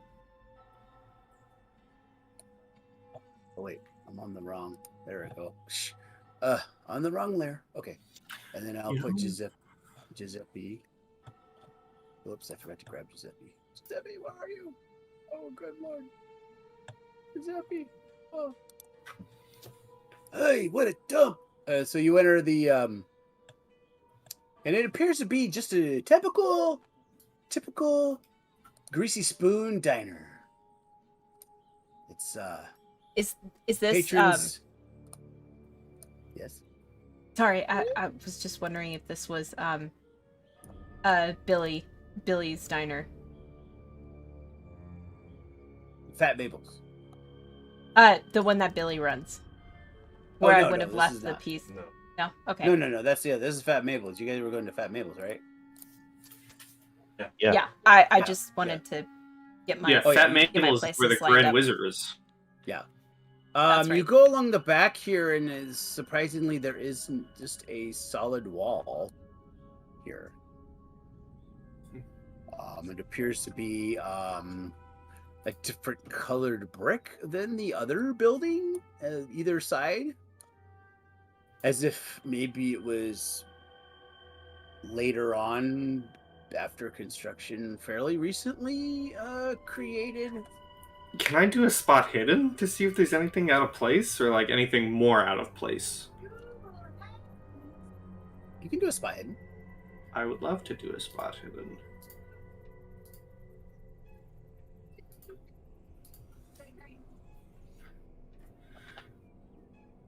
Hard success. Whoa. That's funny. I made it. Okay, there it is. Whoa, cool. You find a loose brick, and that you kind of messing around, and you could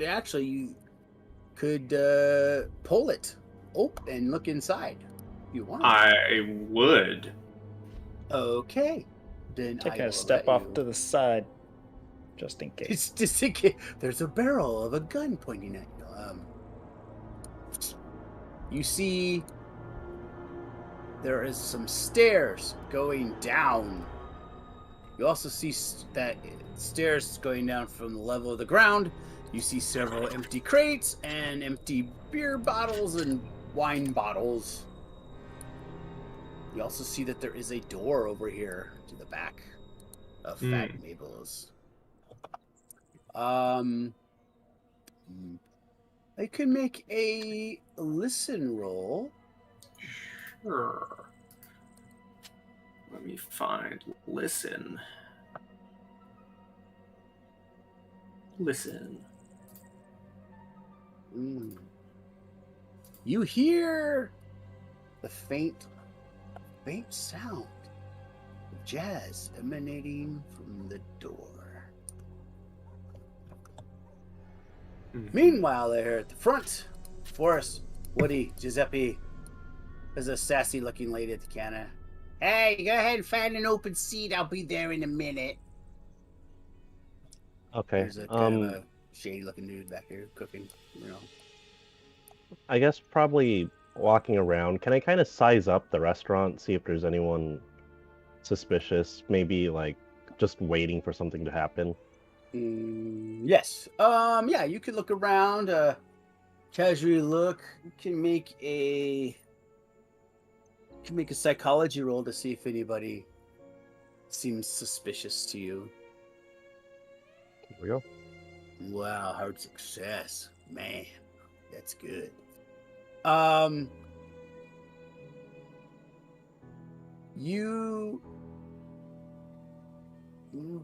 Majority of the patrons here seem to be bona fide patrons, but you do see this guy, he's and this lady, they seem nervous and they kind of keep darting looking over here to the restroom area, or where we think the restroom would be, and they're looking over there, and they seem to be waiting. Like they're waiting for someone to come out, or they're waiting. No, like to they're go holding, in? like they're waiting.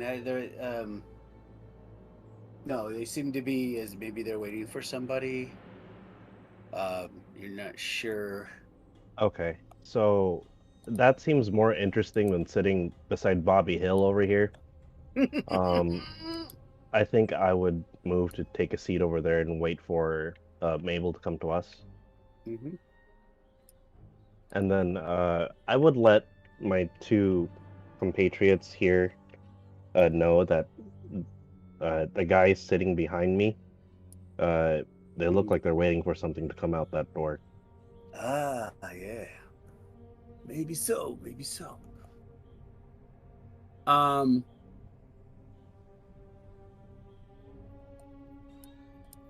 Then Fat Mabel. Oh, go ahead. Could I listen or see? Like, are these like kitchen swinging doors? No, yeah, it's not really swinging door, but yeah, actually, yeah. Okay. You can make a listen roll. With my good ear. Yeah. Cup of ear. All right. You do hear the sounds of dishes being washed and water being sprayed over, like kind of coming from this side of the hallway. Okay. And after a while, after a few minutes, a guy with a you see a guy. He's got actually very much like you. He seems like he's got a bit of a limp and like He's seen shit. and an eye patch.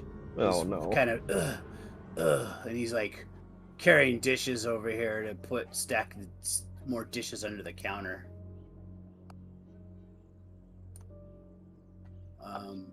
Does this place, just because ran a speakeasy, kind of know the shtick? Yeah. Can I point out where meeting spots are? So, like, if you sat at this particular table, that means that you are there for a meeting with higher up people. Sure. Go ahead and use your education, or yeah. That'll work. Or your intelligence. Let's see. Can I make an argue for spot hidden, or would you prefer education? Oh, no. Spot hidden will work too. Okay. Yeah. Go with spot hidden. It's lower, but I'd like a little blip if I Okay. can. Oh, blip! Hello, blip. Holy shit. Blip, blip, blip. Well, after kind of your way around a speakeasy, there's probably a hidden door somewhere, or probably a staircase. You also know that probably you have to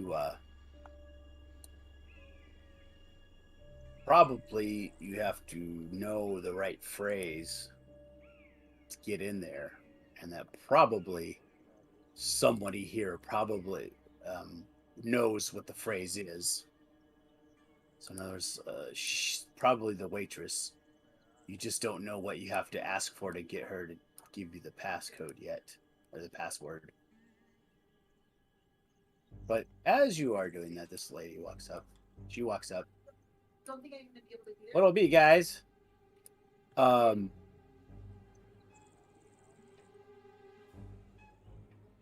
We're here on business, actually. I have a reliable representative of the Bonanno family of Southern Manhattan. Oh, bananas, huh? Oh, I take it. Then you must want the special, huh? Zeppy's like, I don't know. What is it? Vi would What do you speak. think? Vi would speak up and say, "Oh yeah, sugar, just the special, but all the toppings, please." Oh, And she kind of gives okay. her a little wink. Sure, no problem. Yeah, and she writes the bill down. She puts she writes the order, and she goes, "All right, well, here's your bill." And she writes on the little slip, says, "I'm here to meet," or Fat Maple sent me. Is what you're supposed to know. Yeah, so she walks off. And then later, also says $10.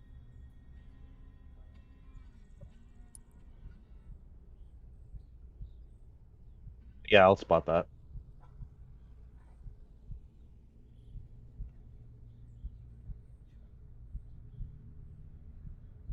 Did I go through? Was that hit? Hello? Yeah, Okay. yeah, that Okay, works. okay. Yeah. Go ahead and meanwhile over here, Thomas Masters and Dean. You have sorry. Let me see here. The door opens and you see a guy in a nice, better than average suit, maybe a cheap suit actually, but just, and he comes out, and then he's like staggering kind of, he kind of leans against the wall. Yeah, I mean, I'm just gonna back to the wall and just listen in. Mm-hmm. And then you see him leaning against the other wall, and then you hear the sound of like a stream hitting them all over. Shit! Oh man! And then he tries to trip. He almost trips over this crate, and then he kind of shuffles on over. And then you also hear he kind of goes around and is like, "Oh, yeah." And you see these two kind of exchange glances, like, "Yeah." And then they slowly walk through the doors. That individual who walked past us, Mhm. could I see if there's anything that kind of stood out, or ask Giuseppe if this looks to be the side effects of Changa? I don't know about that. I don't know. He looks just pretty much like 3 sheets to the wind to me. Right, yeah. I'm trying to see if there's like specific symptoms Mm, that no. I can spot. Okay, You can try, but I mean, he doesn't. He seems to just be drunk. okay. I will try, I guess. For Mm. probably like nothing, but we'll see. No, he's not. He's just intoxicated. Okay, he's You clearly see just this drunk. the way his nose is all flushed in his cheeks, and he's Got slowly it. staggering his way out the door. Okay, got it. What do you want to do? I'll turn to Giuseppe and say, "See, reliable information." Get out of my way. Yeah. Uh, So what's the Bye. plan? I would get up and say, I'm gonna go use the powder room. And I will Mhm. start making my way this way and step in to try to find the bathroom. Mm. What do I Excellent. see as soon as I step in? As soon as you step in, hold on, let me boink. You do find there is a bathroom right here. Oh, as you see, it's a beautiful bathroom. You also see, you can hear this guy, washing dishes, and looks like there's some stuff. I mean, it's kind of like it's like a half door, like you can kind of see in there. But these two, at first yeah. As you were coming in there, by the time you see the lady like just shutting the door. You guys see these two individuals going down the stairs and knocking. What do you want to do? Bye. Could I have just real quick? Could I have taken out like a notepad and like marking the people that I've seen come and go? Yeah. Okay, because that's what I would be doing. So Phi's gonna follow. Mhm. Can I can I like slowly open the door, looking into the back and try not to cause a ruckus about the fact that I'm opening the door? Yeah, I mean, no one's really paying attention back here, so you can do it pretty easily unless you like Awesome. kick it over. Yeah. So yeah. I'm gonna open the door and then in looking outside, do I look like I could slip back here and like listen to their conversation without getting seen? Yeah, Okay. you can do that. Whip. I want to get here and I want to listen to the conversation that they have at the door. Okay. You hear the knock on the door, and you hear the sound of something sliding, like metal sliding against metal. And then as he does that, though, you can hear the faint sound of jazz. Kind of pure, actually, it's sort of like faint, and then it gets a little bit louder. Yeah? What do you want? Fat Mabel sent me. All right, well, come on in. And then the door opens, and they traipse on in. And then the door shuts again. Okay, got it. So I will make my way back inside, unless I get stopped by Tommy or Dean if they make themselves known. Hey, how's it going? Oh. I don't think I would. All right. Okay. So I will slowly open the door because I don't want to cross paths with this guy. I don't want to look too suspicious being out there without him seeing me go back first. So if it looks like I have a free spot, I'm gonna do a beeline to the bathroom and pretend to open the door just in case he comes out, so I look like I just went into the bathroom. If not, I'm going back out of the lobby. All right. As you do that, let me see here. Nah, he's still in there washing dishes now. Cool. Must be really I will scouring a pot. go back out, And I will sit down next to our fine friend and give Woody a little nod of I found the entrance. All right. Okay. All I right. need I need some steak and eggs. All right. Oh my god, that guy. Coming right Is up. that Coming right up. is that Giuseppe saying that? No. The Fat Oh, Mabel's okay. just taking orders. All right. Oh, okay. All right. I Giuseppe's like, think so are we gonna do this or what? yeah, we are. It seems like the patrons are only allowed in at a certain number of times. This Mhm. group of patrons went in. Once they get out, we'll walk in. Everything's business as usual. All right. Well, after several minutes, finally two more, not the same ones, but two similar looking individuals come out, make their way back. They aren't as drunk as that guy, but they definitely smell like cigarette smoke. She's wearing like a nice flapper dress, and he's got looks like he's got a case with like a trumpet in it. Goes on their way. They're kind of kissing and stuff like that. Yeah, at that point, I would stand up. Okay. All right. You going too? Let's go. Yep, there we go. Dun, dun, dun, dun, dun, dun, dun, dun. Oh, you first. After you, madam. You go ahead to Woody. All right. So you see these three coming in there. Anything you want to do, Thomas? I'm just noting it. Mm-hmm. And when they go inside, I'm actually going to suggest to Dean that we go inside the diner. Got it. Is that the plan? That is my plan. I'm telling Dean that, or I'm suggesting it to Dean when I see that they go inside. Yeah.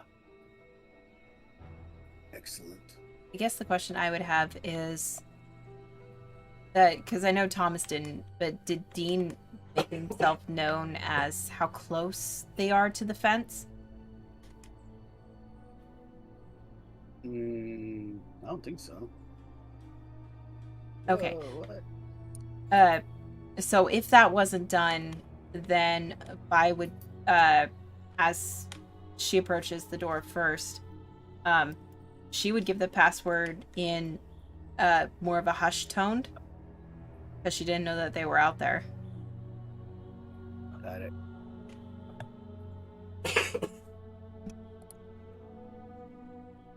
There we go. Good Lord. Sorry, I was having some issues with that. Which one? Okay. The three. So okay. So you two are going inside. So the three of you go in. Once again, the door opens. You hear a voice go, "What do you want? What do you guys say?" Fat Mabel sent me. Oh, all right. And then they open the door. And you find yourselves. Oh! Oh, I got on the wrong thing. Hold on, guys. I knew that. Right, copy. And then you will find yourselves.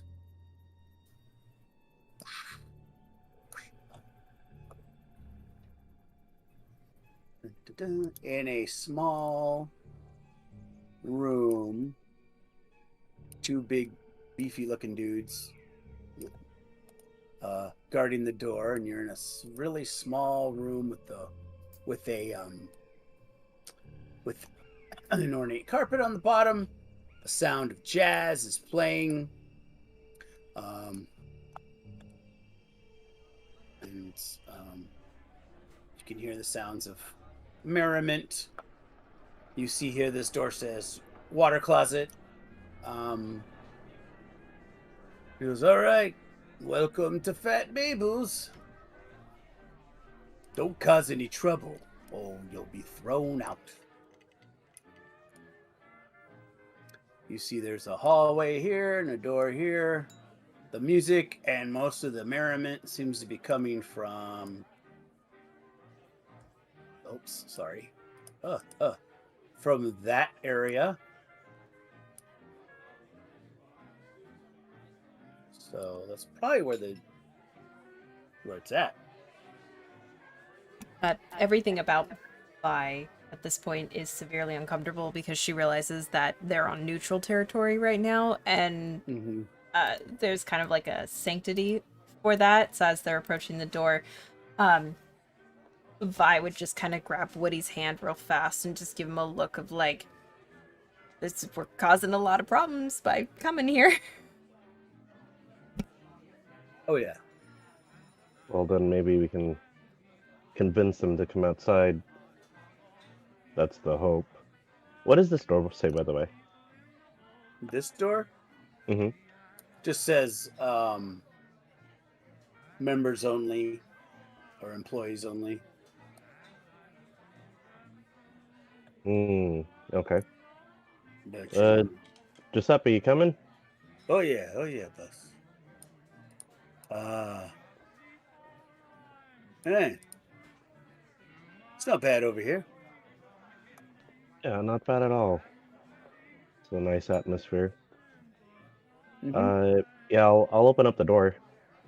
All right, you open up the door. You see several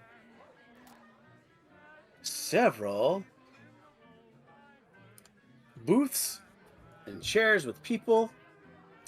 There's a craggly old man kind of working the bar here, and then okay.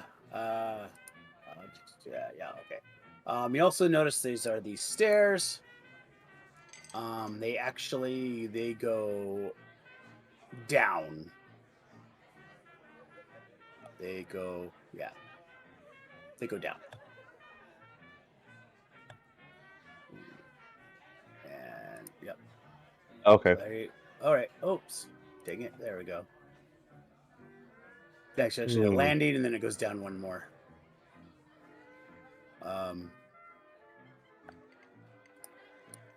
You notice.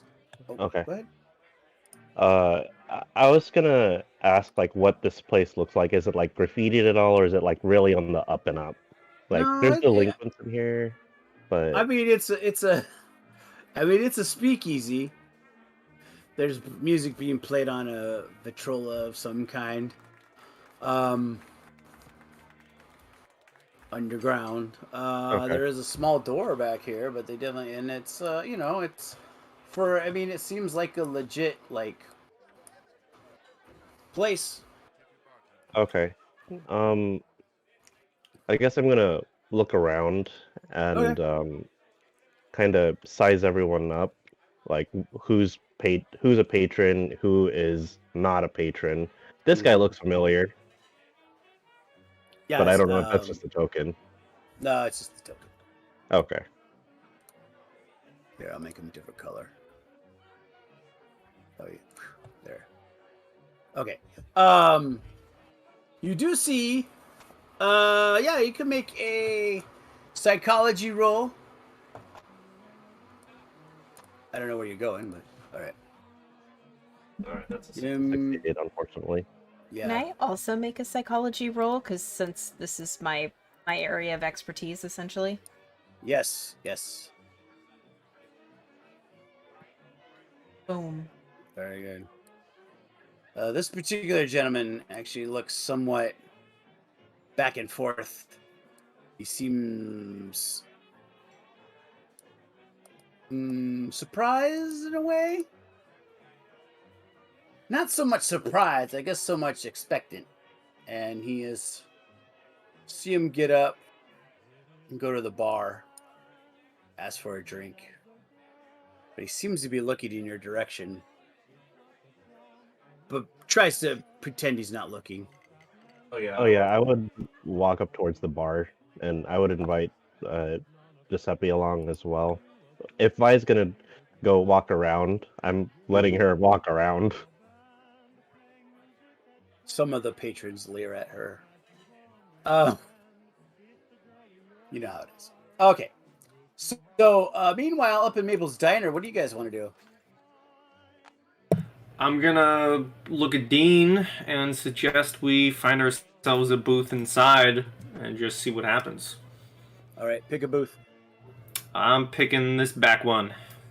All right. Boop. Oop. All right. You picked the banner, and it seems pretty calm.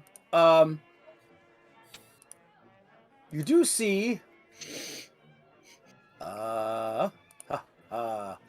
As you are sitting there and waiting for the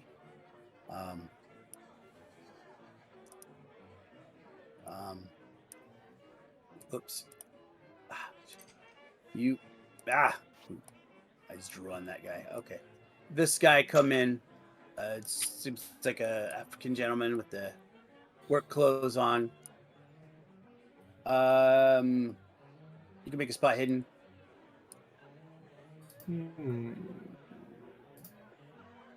Spot hidden. Sure.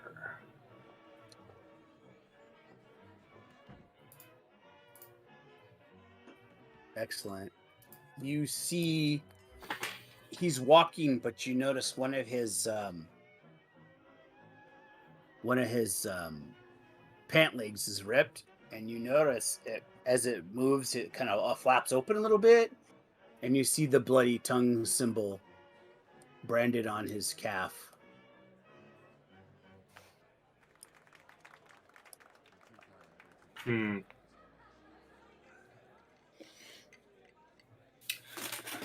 I overheard that when I was watching the other people and Yeah. listening to them with my previous listen roll, I heard that one dude speak the phrase, did. right? Absolutely. Okay. What was it? Fat Mabel sent me? Mm-hmm.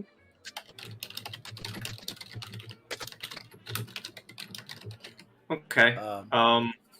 I think I would look at Dean and I would say, do I notice him going back that direction?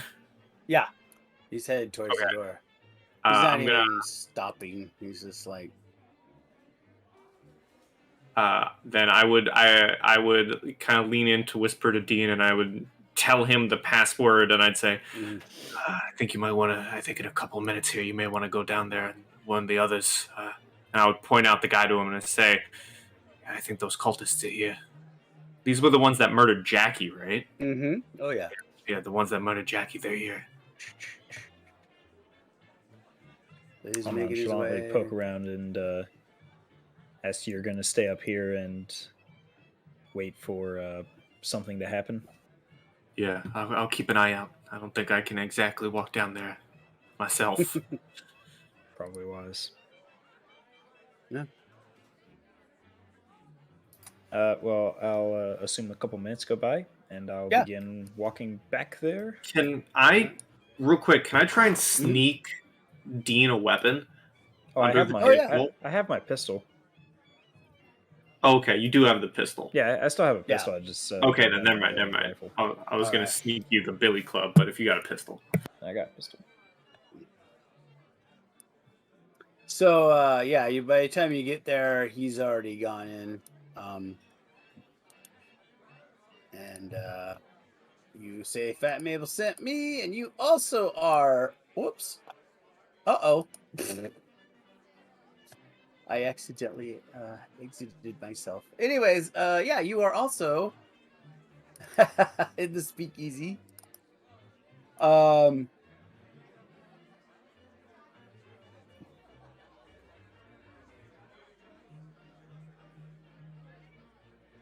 Sorry. There we go. Sorry, I accidentally deleted myself. Okay. All right, cool. So, let me see here. Where are you? Oh my goodness, where are you, Dean? Dean, I'll copy you. All right, and you go in. Boom, boom.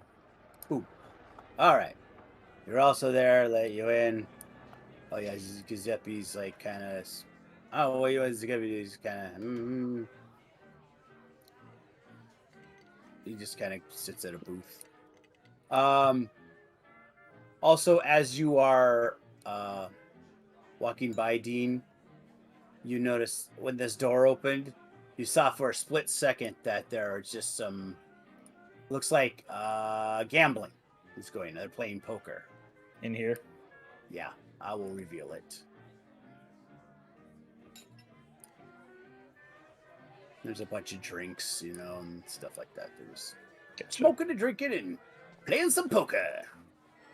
Do I see the guy, the cultist? Yes. Let me put him on there. In fact, you may all. I'm gonna get a roll for this since you kind of are. Have him. Oh my gosh, where are you? Sorry. Yeah. Where was he? Okay, there he is. Oh, come on, dude. Yeah, you see him. Oh my goodness. I'm on the. Oh my god. Oh. Roll 20. Why do you hate me so much? Okay, there we go. Okay. Yeah, in fact, he you see these two like exchange glances. And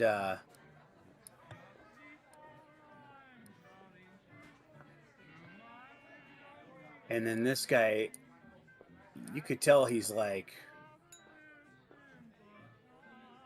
also see him kind of reaching behind his back. And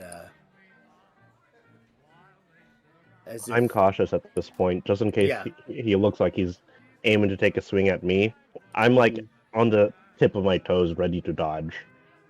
Okay. Meanwhile, this guy, he exchanges those two glances, and he kind of nods, kind of in your directions, and so he starts to run down the stairs, pretty fast.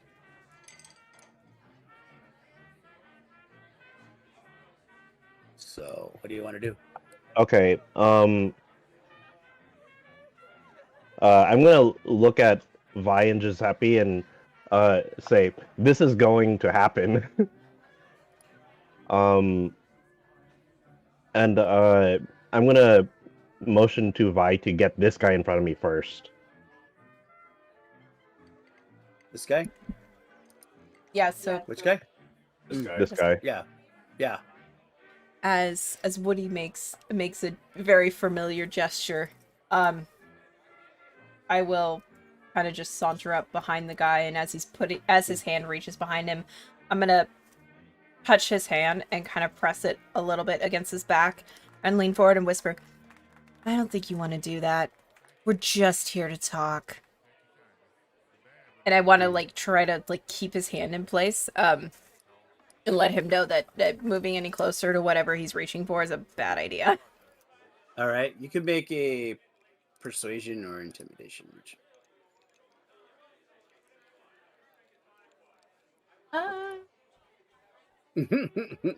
Let's see, which one's better? Not threatening him with anything, so we'll do persuade. Success! He's like, he puts his hand down, and you see now that he's got one of those knives stashed back there behind in his belt, and he's like, "Hey," he's like, "Okay, you're too late, anyways." But we're not. We're here. You're here. We're just here to have a good time. So, and I'd like to try to pull the blade out of his out of the back of his pant leg and stuff it into my pant. Okay. Yeah. Nah, I'm tiny. Okay. Yeah, you are. So I am. My he's size like, is small. He's just like, okay. No need for this. It's all No. good here. No. There is a need for this, and we're not good here. You could talk about that as much as you want, but you know why we're here. We know why you're here. Mhm. So let's just cut to the chase. Tell us what you know, and maybe you can have a good rest of your night and finish that beer. You have been a thorn in the master's side for too long. We have done. He has done what's necessary in order to get rid of all leads.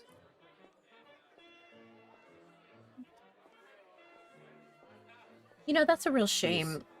I haven't been here long enough to be in a thorn in anybody's side. I feel like that's just bad placement and just assuming that I would be like that. So harsh. How could you do that to such a dame? Well, you must understand, we have set out what needed to be accomplished to silence the interloper. Although we are but one part of a great chain of events that will bring about the end of this everything. And we will be at his side, his loyal servants for all eternity. You know, And go ahead. you know, it's funny that you should say that. Don't you feel like you're missing something important? Oh, Because you are. I know. Just so you know. Yes. We may be missing it, but there are others. Others who know and who are watching the clock, so to speak, for the time. Did you think we would be the only ones to bring about the old ones? You know, you are rather stupid considering how much you've told me. So, yeah, I did honestly think that you were the only one. So, thank you for telling me that there's more. You see Madari coming down the stairs.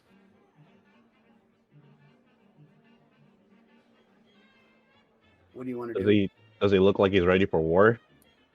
He's got his suit on, but he is I see. No, he's like, you seek the truth. Is that it? I can offer you that. But not here. You must follow me out this door. Hmm. Could I make, like, what's the equivalent of insight? Psychology again? Yep. Okay. Unfortunately. I don't know. Does it look like I've been noticed? I'll make a spot hidden.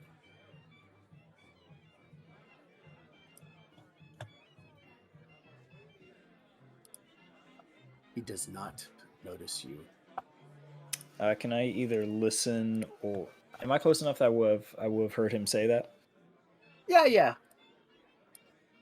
Okay, I'm going to casually walk back out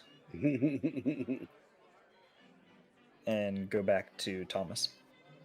Okay.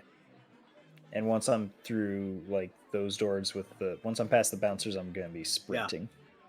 Got it. Did any of us three notice Dean just like skedaddle? Yeah, well, we can spot hidden. Or Giuseppe's there, he's like, hey, your buddy just left. Don't matter. Okay. Okay. I am in line with this guy. I have him kind of pinned to the counter with how I'm handling him, so I wasn't even aware at all that Dean had entered and left. Meanwhile, It all happened pretty fast. So like I walked in, y'all were talking. right, He walked in. so- I'm like, nope, deuces. I would look at Vi and Giuseppe and kind of I'll nod and I will very carefully put the chairs back to where they were so that they're not Mhm. like blockading his path. Yeah. But like I'm mildly taking my time to do this, Uh-huh. and I would like ceremoniously get out of the way, pause for like 3 seconds, and say, Mm-hmm. "After you." Of course. And that he makes his way. They try to follow, but he motions them to stay. So, and he goes through the door.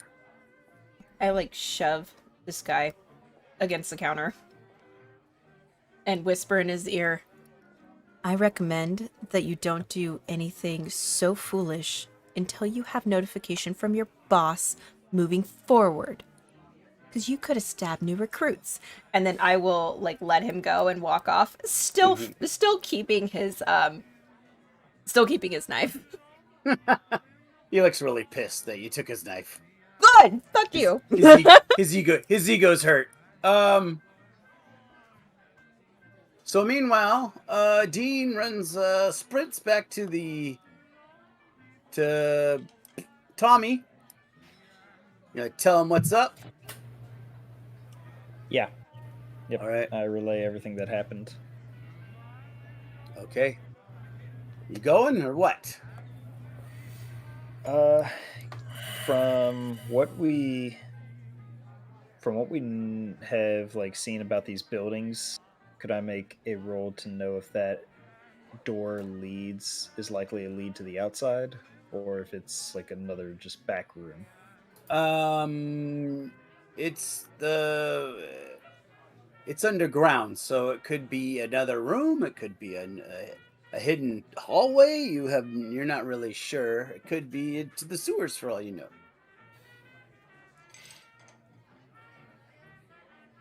Okay, well, either way, I run back. Mm-hmm. You tell him what's going Tell on. him that it's going down. All right. And that we need to get down there and reinforce them because. Mm-hmm. How do you want to get? How do you want to? to? Okay. And he's just gonna. Fat Mabel sent me, or you want to go in there guns blazing? How are we doing this? Definitely not guns blazing, I think. Oh, okay. All right. So you walk. I would ask, were they patting anyone down? Did they care who you were? I said, Fat Mabel sent me, and I walked right in. Yeah. Probably because everybody has a gun anyways, but or most, it's neutral ground, so they know if anyone were to start firing, they would get it 10 times worse from whoever, from the forces of the. Where does that come from? Because Google doesn't say anything about speakeasies being neutral ground. I don't know. And I'm genuinely curious where that comes from. That's within my backstory. Yeah. Is that speakeasies are neutral grounds for most mafia like interactions, because there would have to be one place that they could all go to be able to have conversations that isn't within somebody's Territory. somebody's overall territory or control. So speakeasies themselves are traditionally neutral territory. Now, whether all of them fall under that same category, that's kind of Game Master's decision. But in general, that's in my backstory. That's how I've written for speakeasies. Okay, because I was looking it up for real world history, and everything I found about speakeasies, because I was genuinely curious, not a single thing says speakeasies were neutral. It just says they were popular crime spots for people to work and drink. But I was like, where did people get the idea that speakeasies were neutral from? And Google was like, why not? No. Yeah, Google I'm glad was that like, I no. sold that so hard that you had to look it up. Yeah, because at least our GM's allowing it, because Google says nothing about speakeasies actually being neutral in real life. Thank God we're playing in a fictional world. I don't know. You never know. The fictional world of Earth in the 1830s. 1930s. I get it mixed up. As we try to resurrect, or people try to resurrect old Yeah. Yes. Yeah, Very So it historically takes you a accurate. few minutes to kind of, because you got to go in there nice and easy and everything else. So you guys also end up out the door, but by the time you do that, you don't see Madari or Woody. Except you do hear you are in a dark. You hear the sounds of maybe a wet, dark tunnel. Because you must be careful. Walk over and follow my voice. I don't want you tripping over the tracks. This is an abandoned subway tunnel. And Oh Jesus, can I do a listen roll to see if it's actually abandoned, or do I hear things off in the distance that would hint that this could very easily be a just nasty, nasty trap? oh yeah, go ahead. Okie dokie. I don't want to get hit by a train. I don't want to get hit by Oh, a yeah. train. No, this place is eerily silent, other than the sounds of your footsteps. Oh, thank God. At least I'm not going to get hit by a train. I'll take it. No, you and in fact, as he goes, you are on the edge of the train. You see this. Because you guys are a little farther away. Copy. And we're supposed to be in darkness, right? Yeah. Okay. And by the time Woody... Oops. Oh.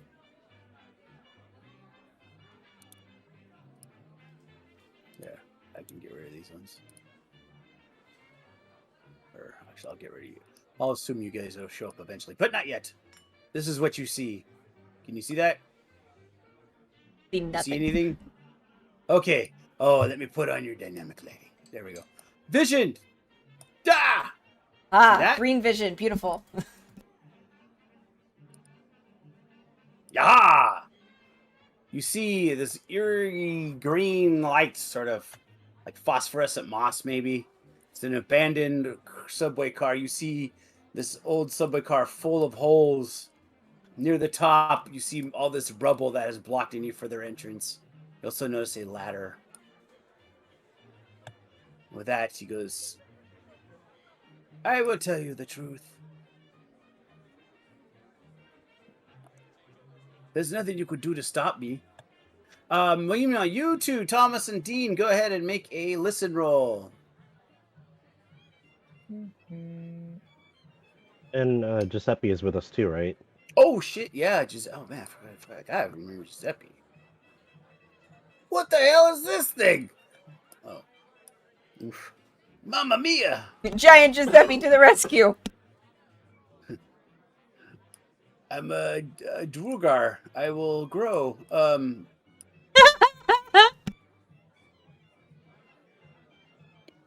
And did you go make this list roll? Okay. All right, you didn't. You failed, but that's okay. So you hear echoing, you hear talking, but you're not quite sure which way it is. You'll have to make another one next round to see if you can figure out which way it is to go. Are You they up can at make it. the speakeasy? Because he Yeah, did they're. hear the guy say that we're going to that door. Yeah, If that helps. no, they went Yeah. to the door. They're in the Oh, tunnel, okay. but they just can't figure out Oh, because got it's it. really dark. Okay. They can make a spot hidden though. Make a spot hidden.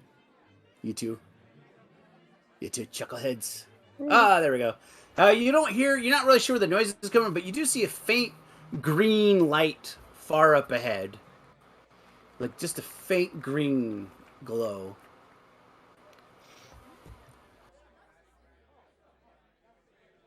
And I'll like smack Thomas on the arm and just like nod that way.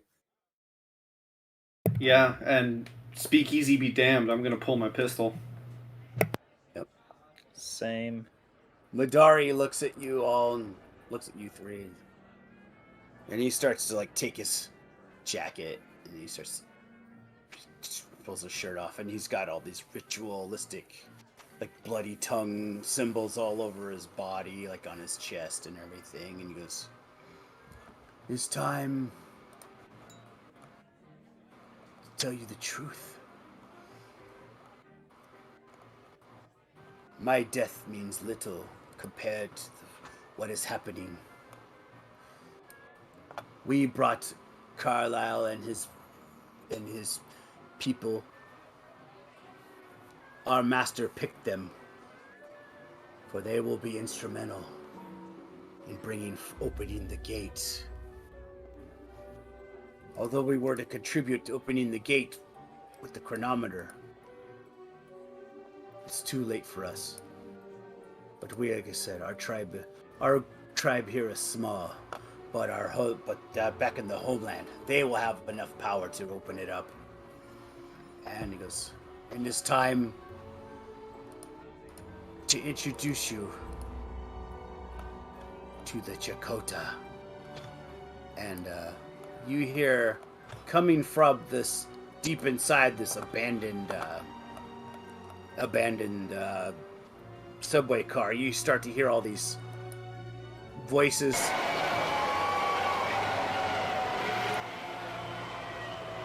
As if wailing in agony, screaming voices. I need you all to make a sanity roll. The 3 that are there.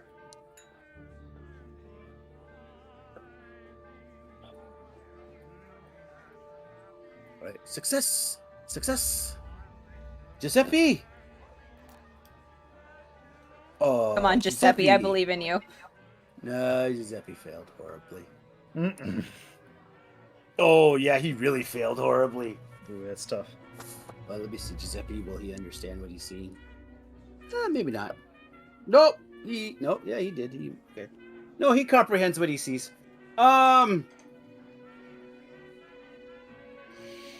With that, he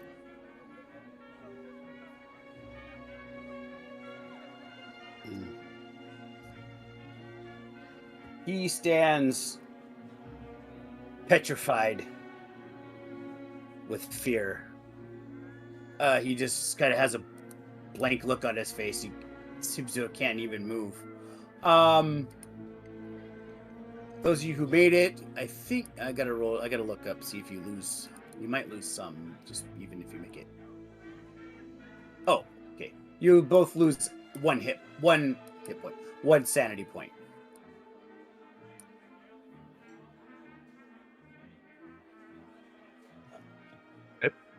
Done. Okay.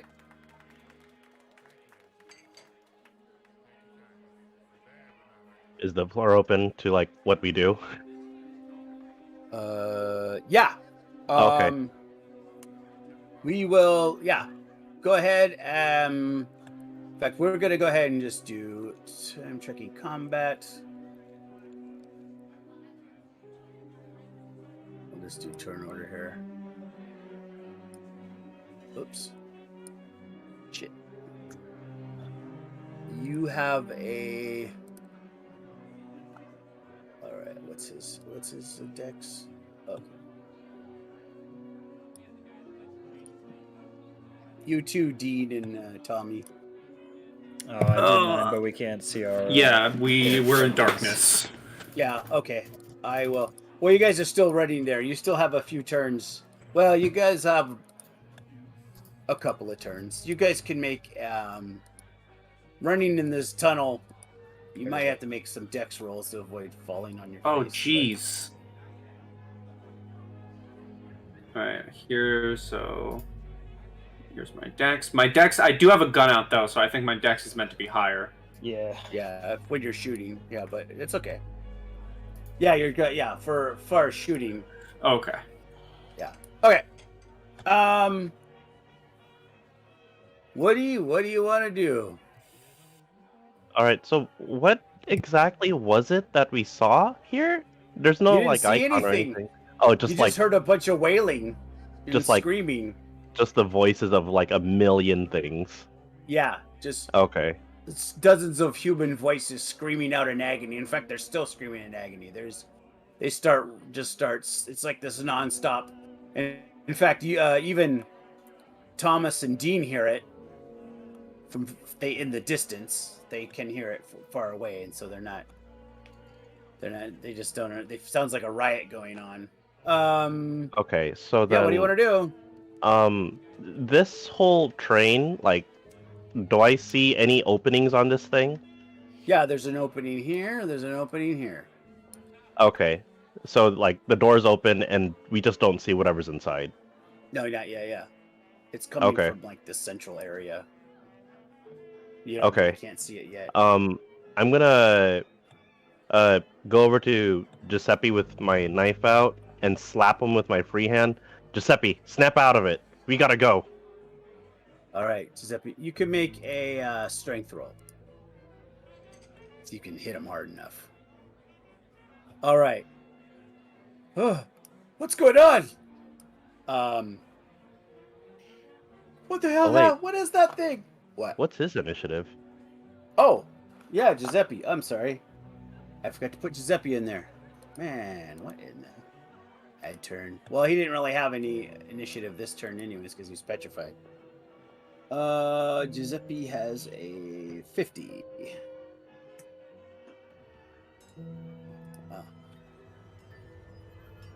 Okay.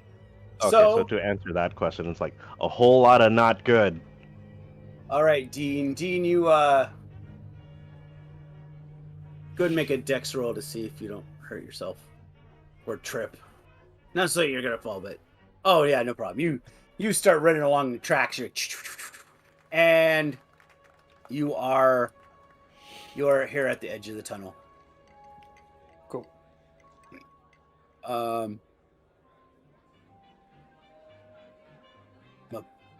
Madari. He looks at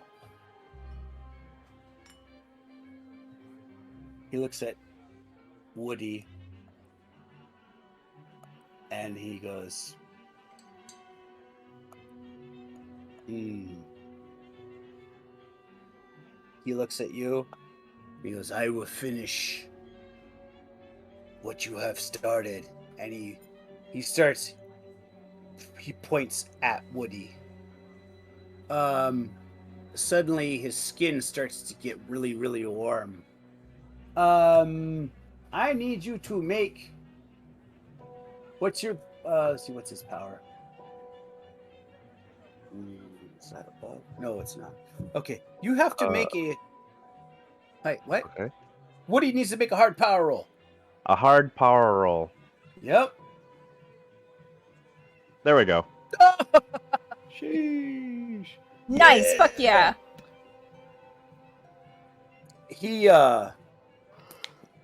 He looks at you quizzically like, what? You're stronger then- than I thought. And then, yeah, I look at him and say, yeah, I've been exploded before. It's gonna be harder to explode me again. Meanwhile, Vi, what do you want to do?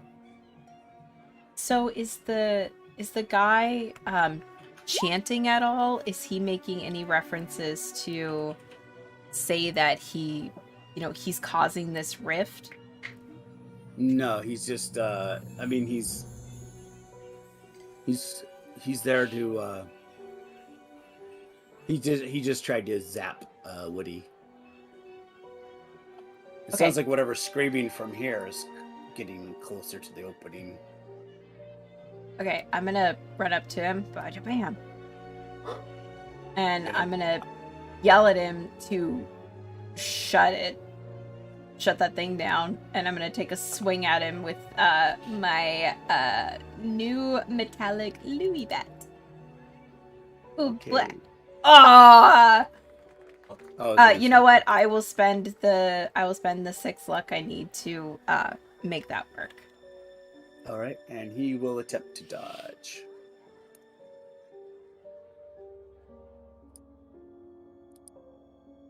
Oh, Hard damn it. success. Oh, you have a lot of fire in your sweet lady. And then, meanwhile, Giuseppe's like, ugh. Man, somebody just shoot this fool. And then he goes, I got it. And he goes up and he's going to try to shoot. He pulls out his little 32. He's got a 45% chance. He rolls a 9. Oh my God. Jesus! That's a crit success, right? Yes, it is. Hell yeah! Giuseppe for the win! NPCs Just galore, let's dropping each go! other. So he does 8 plus 1d8. 16. We brought the right mobster! That's hysterical! Oh my God. Does he drop him, Matt? Does he drop him? Because I- that would be fucking amazing. Oh, I should actually. Let me see here. 16. I forgot. I think he might be dead. Hold on. 100. I was trying MVP to tickle Woody Giuseppe! and then just took one to the dome. Holy Jesus. Oh my God. He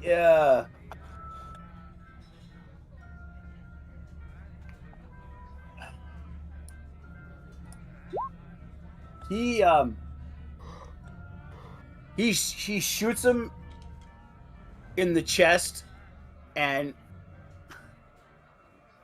he looks at his hand in disbelief. And despite the shot, he could, like, as he's like, blood's like slowly pumping out of that hole that he's in his chest. And he goes, Bloody tongue, I did this for you. He's still barely alive, but barely. He has like 1 hit point. All right, Thomas, go ahead and make a dex roll. All right. Nope. Okay. You fail, you trip a little bit, but you don't do excessive, so you won't be there till you'll be there in 1 round. Okay. Okay. Meanwhile, it is somebody else's turn. If I take a shot at it, I can, right? Yeah. Since When it's your turn. Okay, I was confused as how that worked with like the dex and my weapon. Well, already being it took ready. your round. It took your action to get. That's why it's kind of. So yeah, this turn you can fight, but before you Oh, can, okay. I thought we'd already. Okay. this big purple, like 10-foot long, disgusting worm-like creature makes its appearance. And its skin is covered with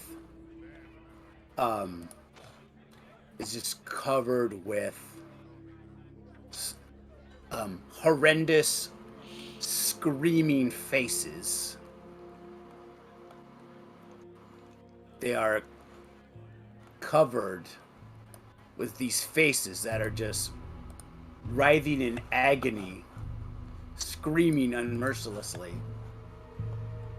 like a bunch of people trapped. It's almost like they're trapped inside this worm's casing or something, and it's really disgusting. I need everyone to make sanity rolls. Do I see it even though I'm far away? No, you haven't seen it yet. Okay.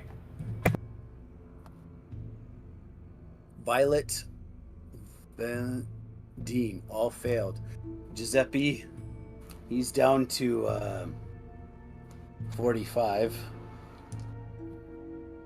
Oh shit, yeah, he failed. Okay. Let's see, to witness it. Okay. All right, let me see who loses.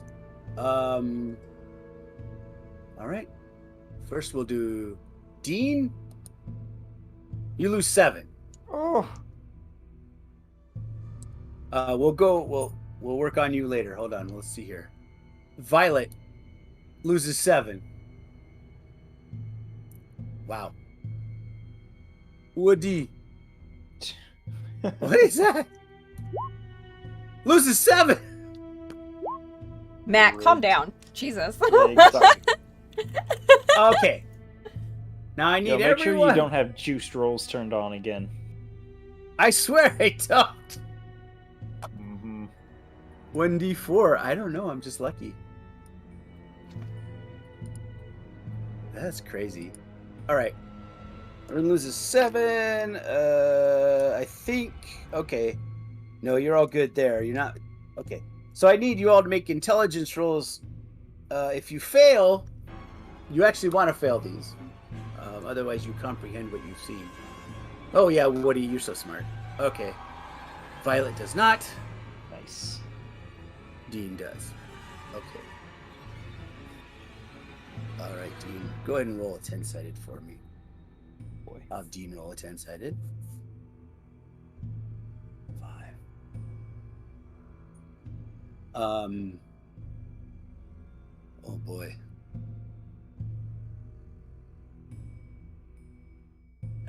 Let me look at your.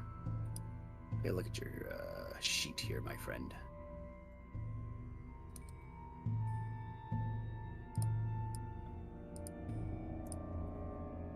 What is your backstory?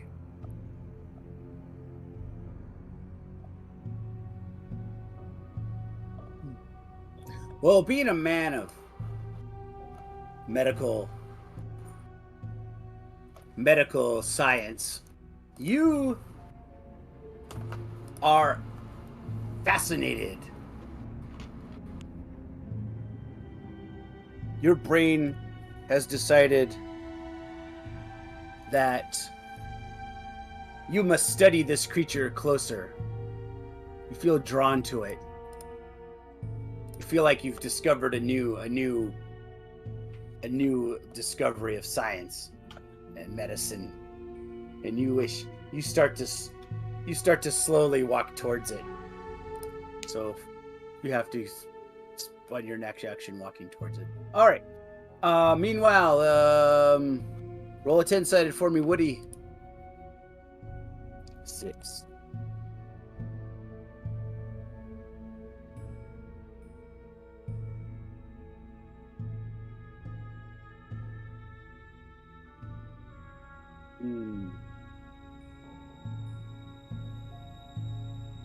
Oh wait. Okay. The blood. The blood leaves your head and your extremities, and you fall over and pass out.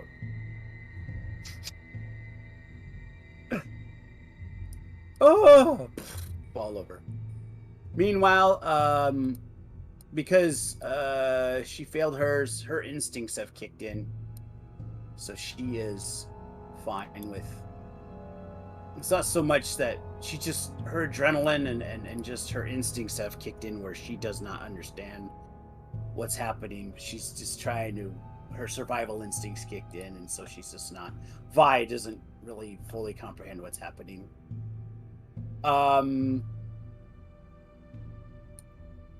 So that was its turn. Sorry. And then all right. Woody is passed out. So we'll go to Dean. Dean, what do you want to do? Well, I have to walk towards it, right? Yep. You're not like you don't have to run willy-nilly, so you can just like you're just walking here like you're just not quite understanding. Oh, and what did I forgot to roll for G7. 6. He didn't quite understand either. However, he is down to like 39. Wow. Okay. He's getting worse. All right. All right. Madari, realizing that the end is near, decides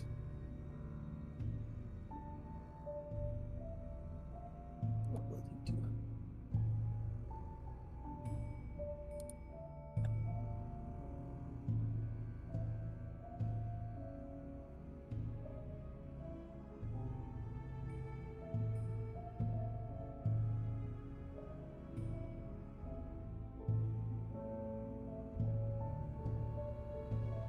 realizing the end is near.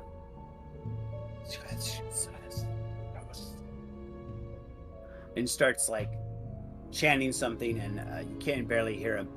And then Vi's head starts to feel these cosmic whispers in her head. I need her to make a power roll, a hard one.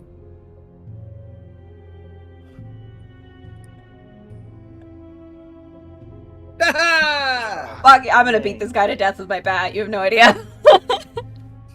Damn it! Easy, Abby. No! Bloody tongue, why have you forsaken me? Yep. Bye, it's your turn. Yeah, so I just raise my bat over my head, and say, well, at least you know you were never a chosen one, and I will bring my bat down upon his face. That. Damn it! Are you kidding me? Isn't that the same? Yeah, I'll spend another. I'll spend another 6. All right. Bing! All right. He's yeah. So you did 6 damage. Yep. And you like. There's a sickening thud as you hit his head, and it just. And blood starts. He falls over, and blood starts. This little pool starts coagulating all around where his head is. Awesome. And Ligari then has been defeated. What? Yes. awesome. And then I'm gonna make a beeline for Woody. Okay. And try to You could. make him come to consciousness, and seeing All right. Dean not realizing that he's in a trance as I'm running past him and Giuseppe, I will yell to Dean, come help Woody, he's down. And Dean he's just staring at the Chakota. Imhotep. And then, Imhotep. Giuseppe's like, take this, you green slimy, you purple slimy son of a bitch. And he runs up and shoots it. Why do you run up and shoot it? So Headshot. many questions. Because he's dumb. All right.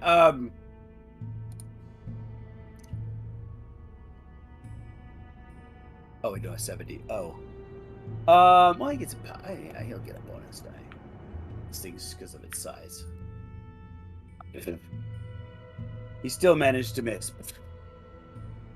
And then, Thomas Masters, you finally arrive, and you see this horrifying sight.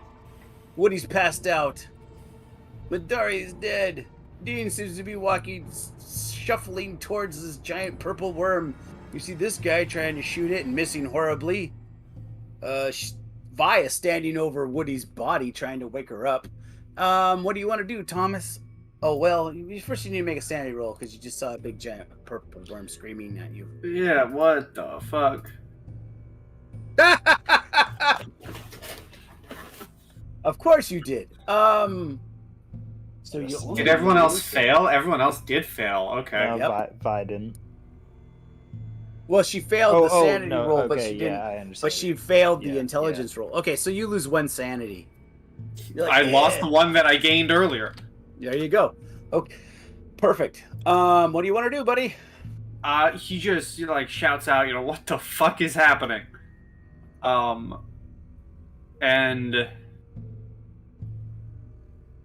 where in this thing is not normal, and there's a man down. Where in range could I get with my pistol? Like there? Would I be in range? Oh yeah, you would be ranged there. It would be like long, medium range, so you'd have like a penalty die if you shot from back there. But if you want to get close enough to where you're still in range but not right up you. Yeah. Is this in range? Yeah. Because I'm gonna run in front of them. I'm gonna run in front of Woody, Mr. Half a Face, and kind of guard him. Oh yeah, that's fine. And I have my revolver out, so I'll fire with it. What was it to fire twice? You get a penalty die. I got a penalty die on both. Yes. Okay, I'm gonna try and fire twice. Okay. So, penalty, here's the first one. And here's the second one. Hell yeah, Tommy, let's go! Damn. Fuck yeah! and like one of the faces gets like shot right between the eyes, and screams even more, and then undaunted, it jumps onto Giuseppe. Hate to see it. Yeah. Let me see here. I'm gonna roll to see how many. And as it sort of kind of surrounds him and starts like the little mouths start to bite him. And he takes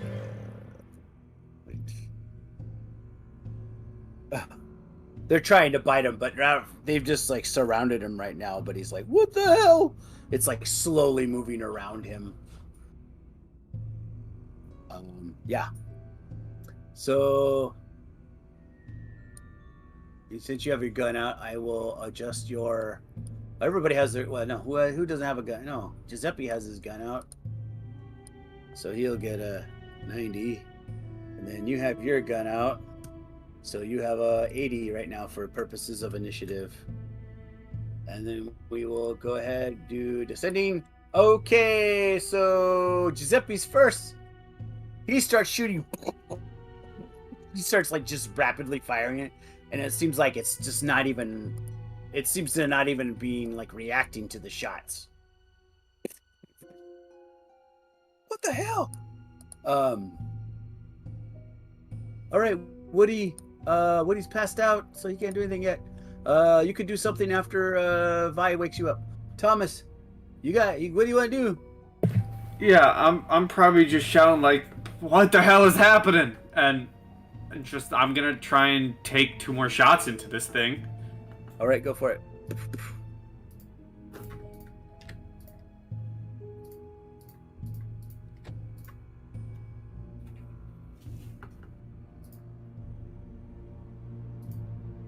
Double hard success. Damn. It's little bits of purple flesh kind of fly off, but it doesn't seem to really do too much. It's like a big fatty layer. One thing you do notice as it's screaming, one of the screaming faces is you see 2 of them. One of them is Emerson, and the other one is Captain Robson. Emerson, those names sound familiar to me. The guy that owned the import shop. Yeah. Right. The docks. And then Robson was the captain, the corrupt captain. Of Harlem? Oh my god. Dean, go ahead. You can walk up to about here. I'll boop him on the nose. You're like, I want to keep His fascinating. snoot. Madari, he's dead. All right, Vi, your turn. Do first aid to wake him up. Yes, I will try to wake Woody up. Learn my first aid. Head.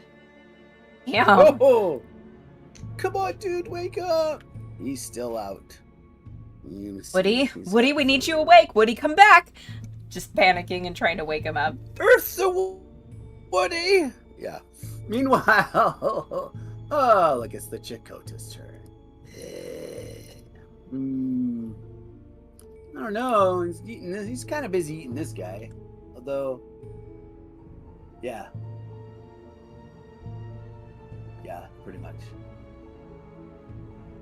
Let me roll to see how many bites. Try to get 5. So he gets 5 chances to bite to get him.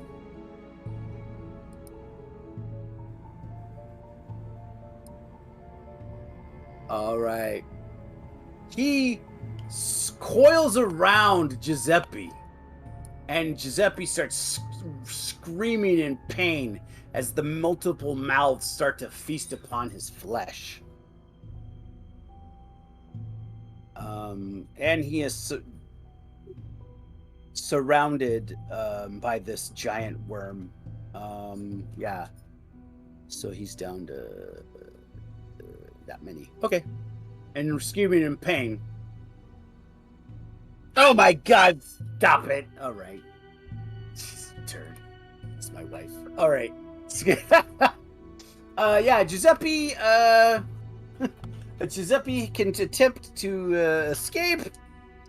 Oh, actually, oh nope, he can't, because the Chakota is way too strong, and he just sits there, just writhing.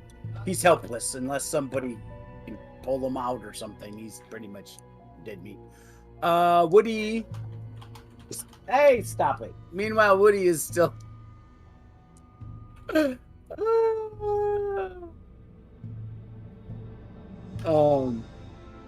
Stop it. All right. Yeah, we are. Woody, still passed out. Okay, tell me this.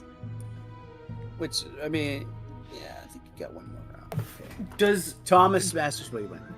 Does it look like Dean is walking up to it of his own free will? Like, is he walking up to it of his own free will, or like He is he seems dead like- face? He's yeah, he's like, it's like he has these dead eyes, like he's just sort of fascinated by it. Like he's just not, like this is some kind of, definitely he is not like the Dean that you know. Luckily, he's busy eating this guy, so he may not be a danger to him until he gets finished eating. Can I run up and try and drag him out of the way still? Like, drag him back? Yeah, okay. Like, grab him by the shirt and throw him backwards? Sure. Make a strength versus his size. What's your size, Dean? What's your size, Dean? 50? Okay. 50? All right, no problem. So yeah, just a regular roll. No. Do I get a bonus because he's not expecting it? Because he's... Yeah, I'll give it to you. No. Wow.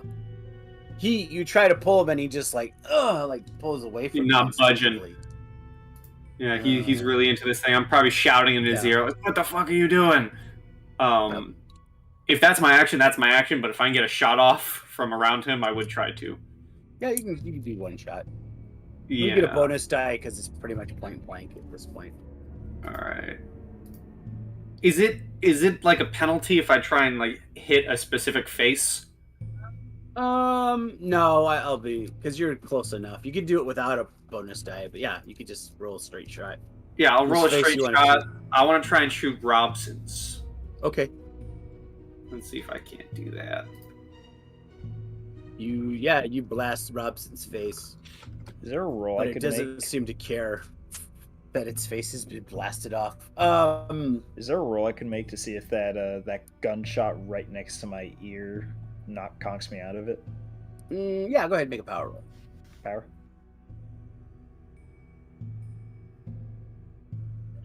All right. I don't know what that means. That means you're like, whoa! You suddenly like snapped out of by the blast of this gun next to you, and you see the Yay. giant worm, and you see Giuseppe being slowly consumed by it. Pretty darn cool. Is that my But turn? you'll, Is that my yeah, turn pretty still? much. Yeah. Sad. Yeah, I'll give you your turn now. Go ahead. Yeah, I'm going to reactively take a shot at it as I'm backing up. Right. Okay.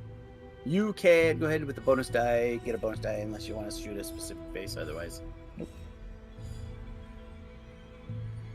One.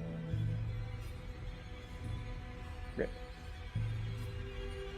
Kind of stumbled as I was walking backwards and took a pot shot. You have. All right. Then meanwhile, Vi, we're gonna try to revive him. Yep. Okay. Oh, that's fast talk. Jesus. I love my 70s today, guys. Jesus. Oh wow, you're doing good. All right. Yep, just It's just the. panicking further. Um, I am more scared of Woody dying than I am of the purple giant worm with faces behind me. He's just screaming in agony and like there's blood like flying everywhere, like out of his. He's just like, oh god, it's biting me! It's biting me! God! It hurts. Oh god, it hurts. Yeah, Giuseppe can't really do anything. Giuseppe's just gonna sit there. Woody, actually, your fainting spell has ended. So you are up. You wake up to Vi standing over you, trying to slap you awake. What's the plan now? Okay, so I can take my turn. I'll let you. I get up and say, "All right, Vi, that's enough slapping. I'm gonna step right here and throw a African throwing blade into this thing." Okay. Okay, throw. Ah, come on. I'll spend luck for that. Okay. Go ahead and roll 1d. I think it's 1d4 plus 2. I don't think you have a bonus to damage, do you? No. Okay, so 1d4 and add 2 to it. Nice. 6. It is stuck in his side, and just seems to be just ignoring it. Thomas, what do you want to do? I'm gonna shout out, even though it has a man in there. I'm gonna shout out at everyone. Maybe we should start running, and I'm gonna take another shot at it while also backing up a little bit. All right, go ahead and take your shot. Ooh, my first failure. Oh boy. Dean, before you do anything, I want you to make a. You can make a. I'm backing up a little bit, like here. You're studying that book, so I'm gonna make you make an intelligence roll. Cool. Oh, so. Oh yeah, I gotta remember. Vi. No, Vi, not Woody. Dean. No, he's +1. She's +5. Okay. You remember reading about the Chakota in that book? One phrase was that no weapon of man can destroy it. Only the forces of nature or magic have any hope of destroying a Chakota.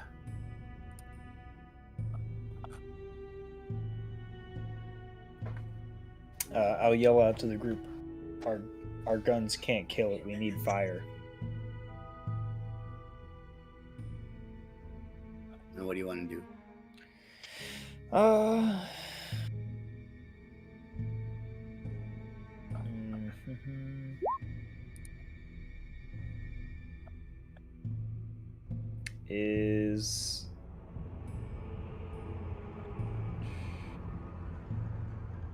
Does anyone have a lighter?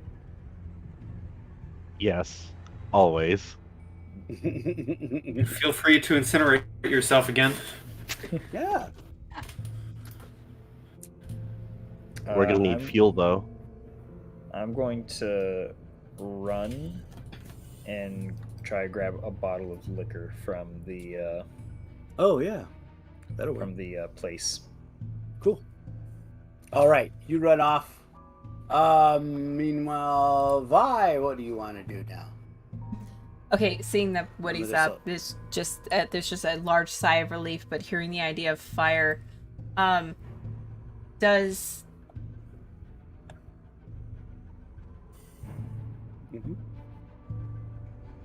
this train car probably didn't run on gas, did it? Or coal? Probably coal. Yeah.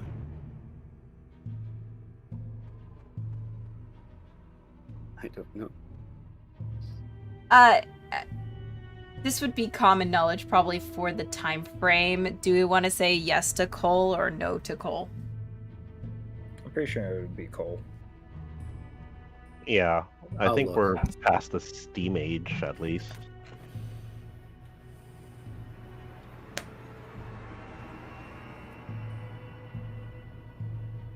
Oh well. A few early subways did use steam engines, but it must exist. Well, that's existing. So yeah, it's a steam engine. Yeah. It actually seems, if we're in the 1900s, it was all electric. From Yeah, what but I'm reading. this is an abandoned one. This is an old abandoned. This is like from the 1800s. So there It's could be either some coal or in there. diesel. You could make a luck Can I make an roll. You can education go roll? Yeah. 66. Yeah, you think you could find, if there's any, it'd probably be in the back part. Just the back where part way the, back where there. the, where the Oh, engine I is mean- there. Okay, that's interesting. I did Google it. If you want to know an actual Yeah. answer, Yeah. I think underground railroads. I think it all was steam. I don't think they were coal because I'm reading in 1831 first successful steam railroad. Yeah, but steam, yeah, and that's how they made the steam, was by burning coal. The steam, the fire, the furnace got the water tank super hot, and that's what made the steam. That's how a steam engine works. Yeah, science. Okay, so with that knowledge, I will make a beeline for the engine, and I'm gonna look for There's anything an that opening here, and there's an opening here, so whichever way, you just want to go around the back. I would probably go around the back to try to, while he's nomming on our dear Yep. MVP friend.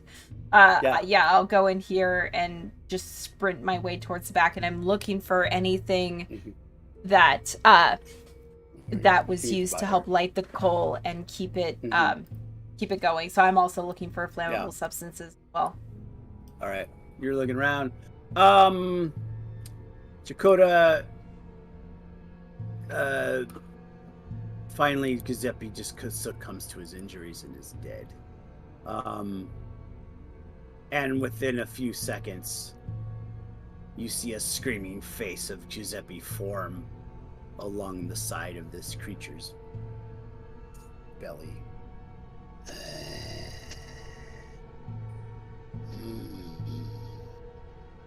Which way to go? Which way to go? All right, Bye. I'm gonna roll. By a couple inches, Woody is further than me. I'm gonna roll a 6-sided, and on a 1 or 2, it's. On a 1, it's goes back in the subway. On a 1 or 2, back in the subway car. It looks at Woody and decides he's overcooked. 3, 4, 3, 4, 5, 6. Oh, That's Woody. That's tough. Yep. Damn it.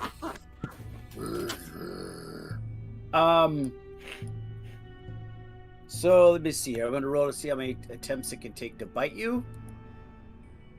You have, oh shit, 7 bites. That's not So ideal. it gets 7 bites against you.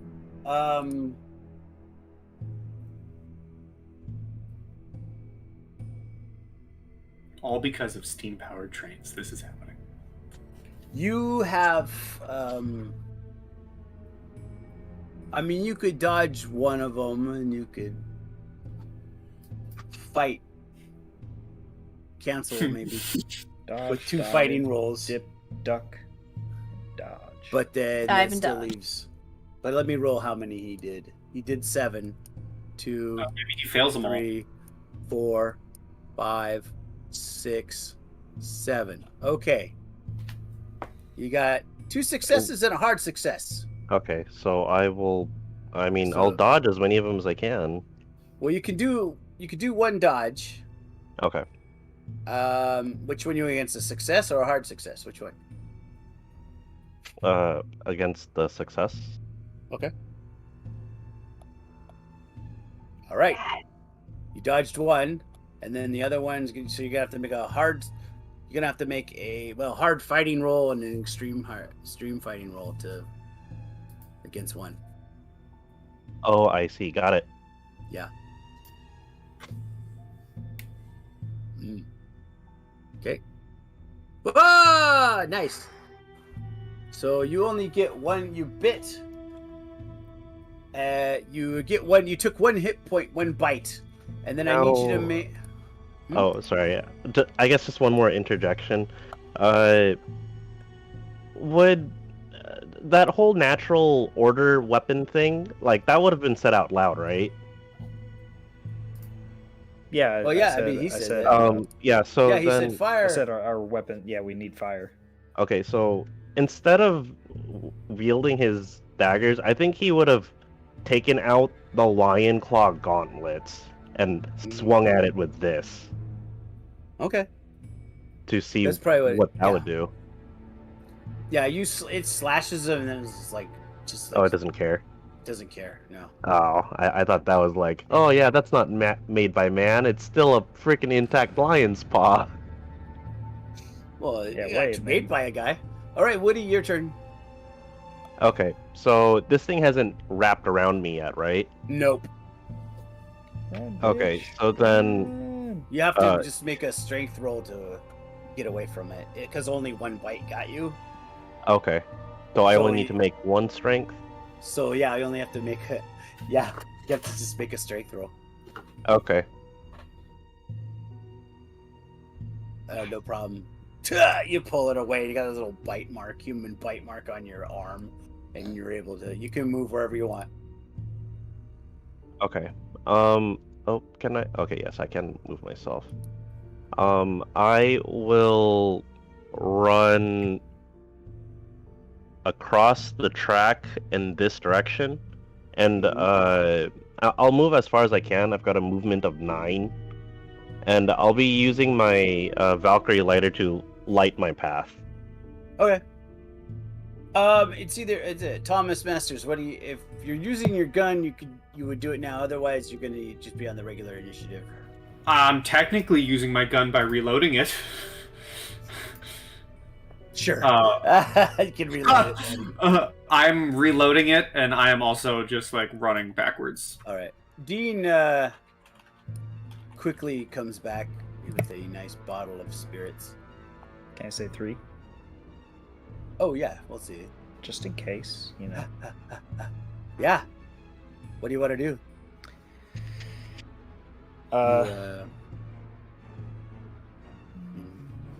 You gotta Where the get hell close to did, it to pour it on there.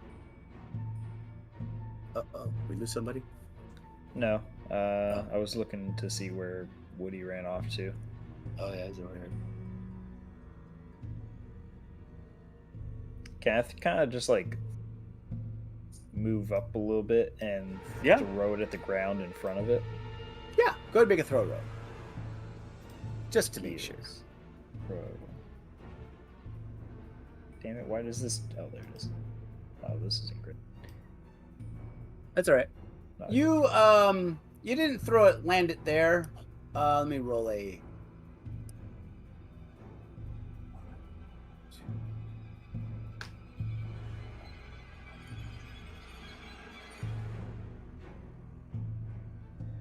In fact, yeah, it flew over and landed part on his fleshy area there, Hey, He it goes, just needed "Bonk." to hit him. and then it kind of rolled off. Make a luck roll.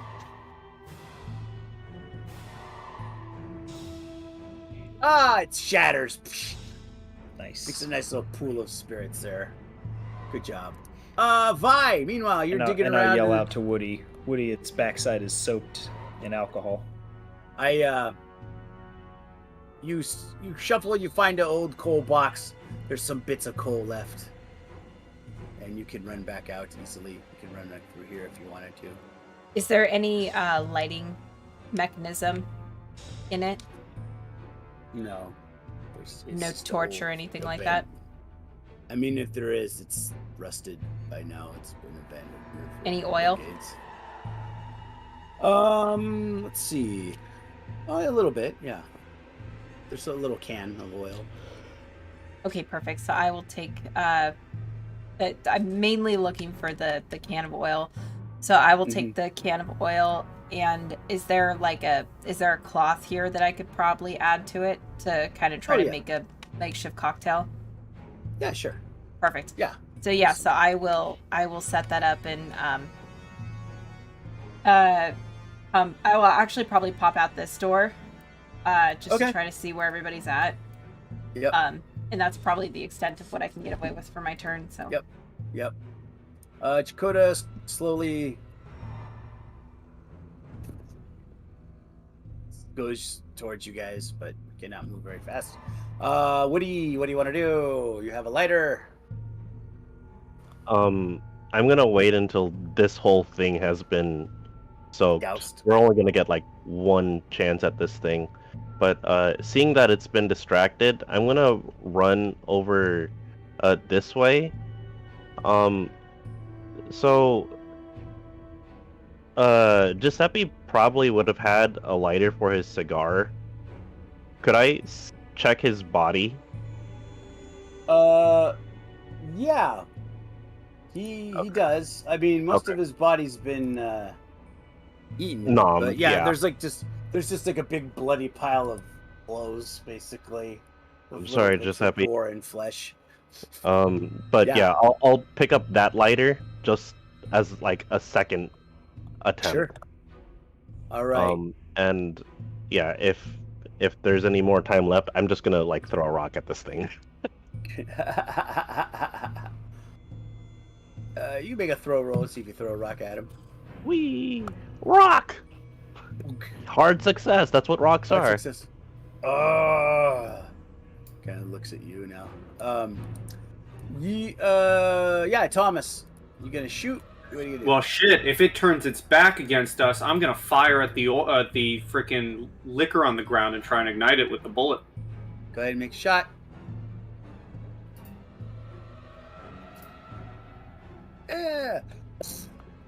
No, yeah, it actually starts to catch on fire.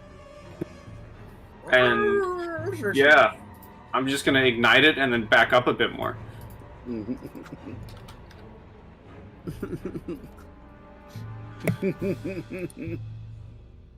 That's awesome. Like that.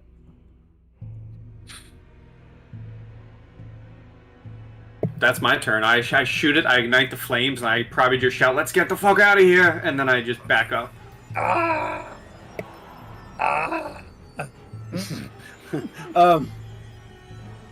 Dean, your turn. I'm gonna throw another one of the bottles at it, All right, and then I will also turn around and run. throw it. Nice. Lands wherever you want on here. You can land it here. You can land it wherever. Just right on the thing. Oh my gosh! All I right, just want to fuel that fire. more fire. The voices scream even more intensely, and it really smells disgusting. It's burnt, like oily flesh. Yeah. And I'm just okay. gonna go. Back out. I'm not backing out completely, Okay. saying that like I actually made my shot, but I just want a little more distance. Sure. Vi, what do you want to do? So I'm kind of following suit with everybody. So I'm gonna get to probably level with Woody and shout, "I think this thing's gonna burn to a crisp. We should go." And I will pull my arm back and try to throw this additional can of oil. I'm gonna try to hit its tail here at the back. All right. Go ahead and roll throw.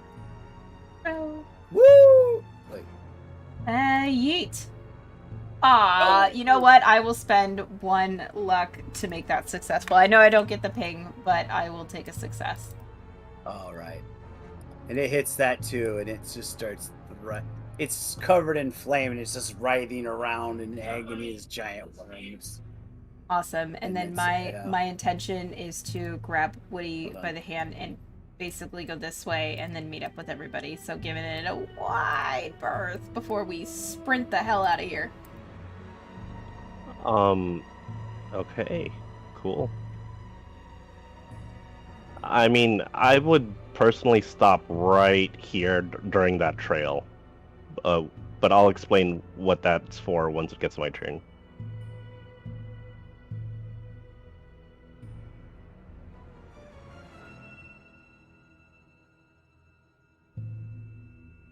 Hello?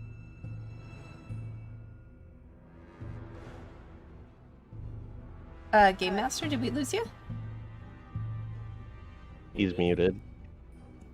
His wife probably jumped at him again. Wrong. Oh no, I'm sorry. Hit the wrong button. Okay. Yeah. So he's just burning, like he's just burning, thrive. He's just slowly being cooked to death, screaming. What do you guys want to do? I want to. I'm not gonna worry about combat right now. Everybody. Oh, okay. So I want to stop by this guy's body, Mhm. and if the guy has a ring or any distinguishing piece of jewelry, I would like to take it, and then I would like to search his pockets for important documents and just stuff them into mine. Got it. No, he pretty much just has some cash, about $20. He is just covered in these various glyphs and things. Looks like if he had any valuables, he must have left them somewhere else. Okay. It was worth a shot. But I will take off with Vi and the others at this point. All right. Back down the tunnel, or you want to go up this ladder? I'm gonna yell up the tunnel. Guys, do we want to really head back up there, or do we want to take this ladder out? If you want to go past the flaming beast, you can be my guest. I'm leaving the door that I know.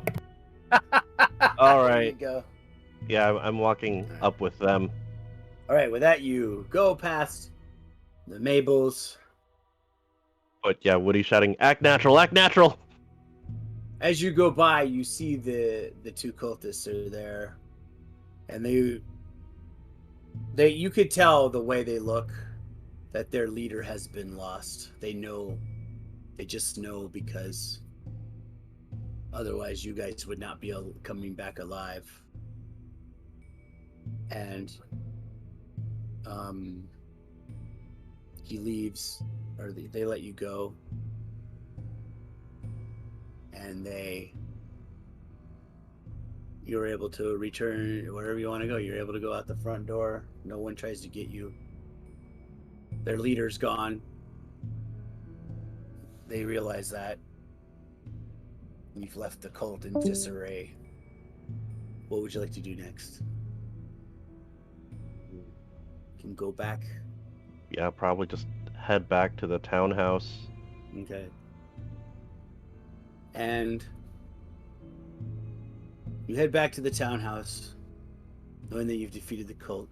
Sure enough, scouring the newspaper, you do see how Emerson has been reported missing for several days. Captain Robson has not been declared missing yet. A quick call to the station reveals that he hasn't reported for work in the last couple days, but no one knows if he's officially missing yet. But it would appear that the cult, in its realizing that you are destroying it, realizing that you were onto what they were doing, felt it safer to cut all the loose ends in order to protect the secret of its mission and the other members of the Bloody Tongue. And so with that, you'll have to decide between now and late August what you would like to do, as far as what you want or where you want. If you want to get on a steamship, or if you want to stay around and look for more clues. It's all up to you guys.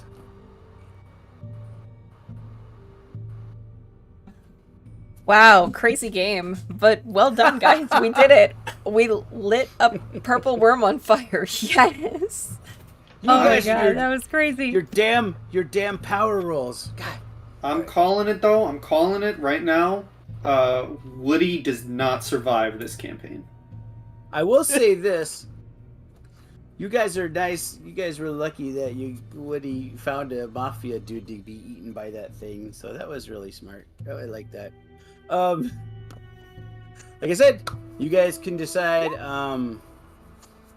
what you wanna do. Just I guess you guys can on your own just tell me what port of call you wish to go to next. As far as New York goes, I think you've destroyed anything that was useful. And Awesome. the cult and the corrupt cop kind of dealt with themselves because they were themselves. Yeah. And so with that, you are all right. Well, that's it. So I guess we'll All right. catch y'all, and we'll see what exciting adventures wait our investigators. Oh, okay. Wait. I will say this. Hold on. Before we go. Okay, you defeated this guy. This you killed the Chakota. So, everybody gets 6 sanity. 6 sanity back. Yay. Yay! Oh, thank you. Sorry, I'm doing it now while I remember. Okay. All right. And you guys can go ahead and roll your other stuff later, or you can roll it before we start, so it's fine. But yeah, go ahead and you guys go ahead and decide what you want to do, and I will see you in a couple months, and we'll continue. Sounds Great. good. I'll probably just do my pips now. Okay, do them now. Yeah. Great. And as we do Say that, goodbye to you two. yes, great game as always. We will see everybody a month-ish from now. We're taking a little bit of a break for July. We will be back in August. But for now, everybody say goodbye to YouTube. Bye, YouTube. Bye, YouTube. Happy dungeon delving, everyone.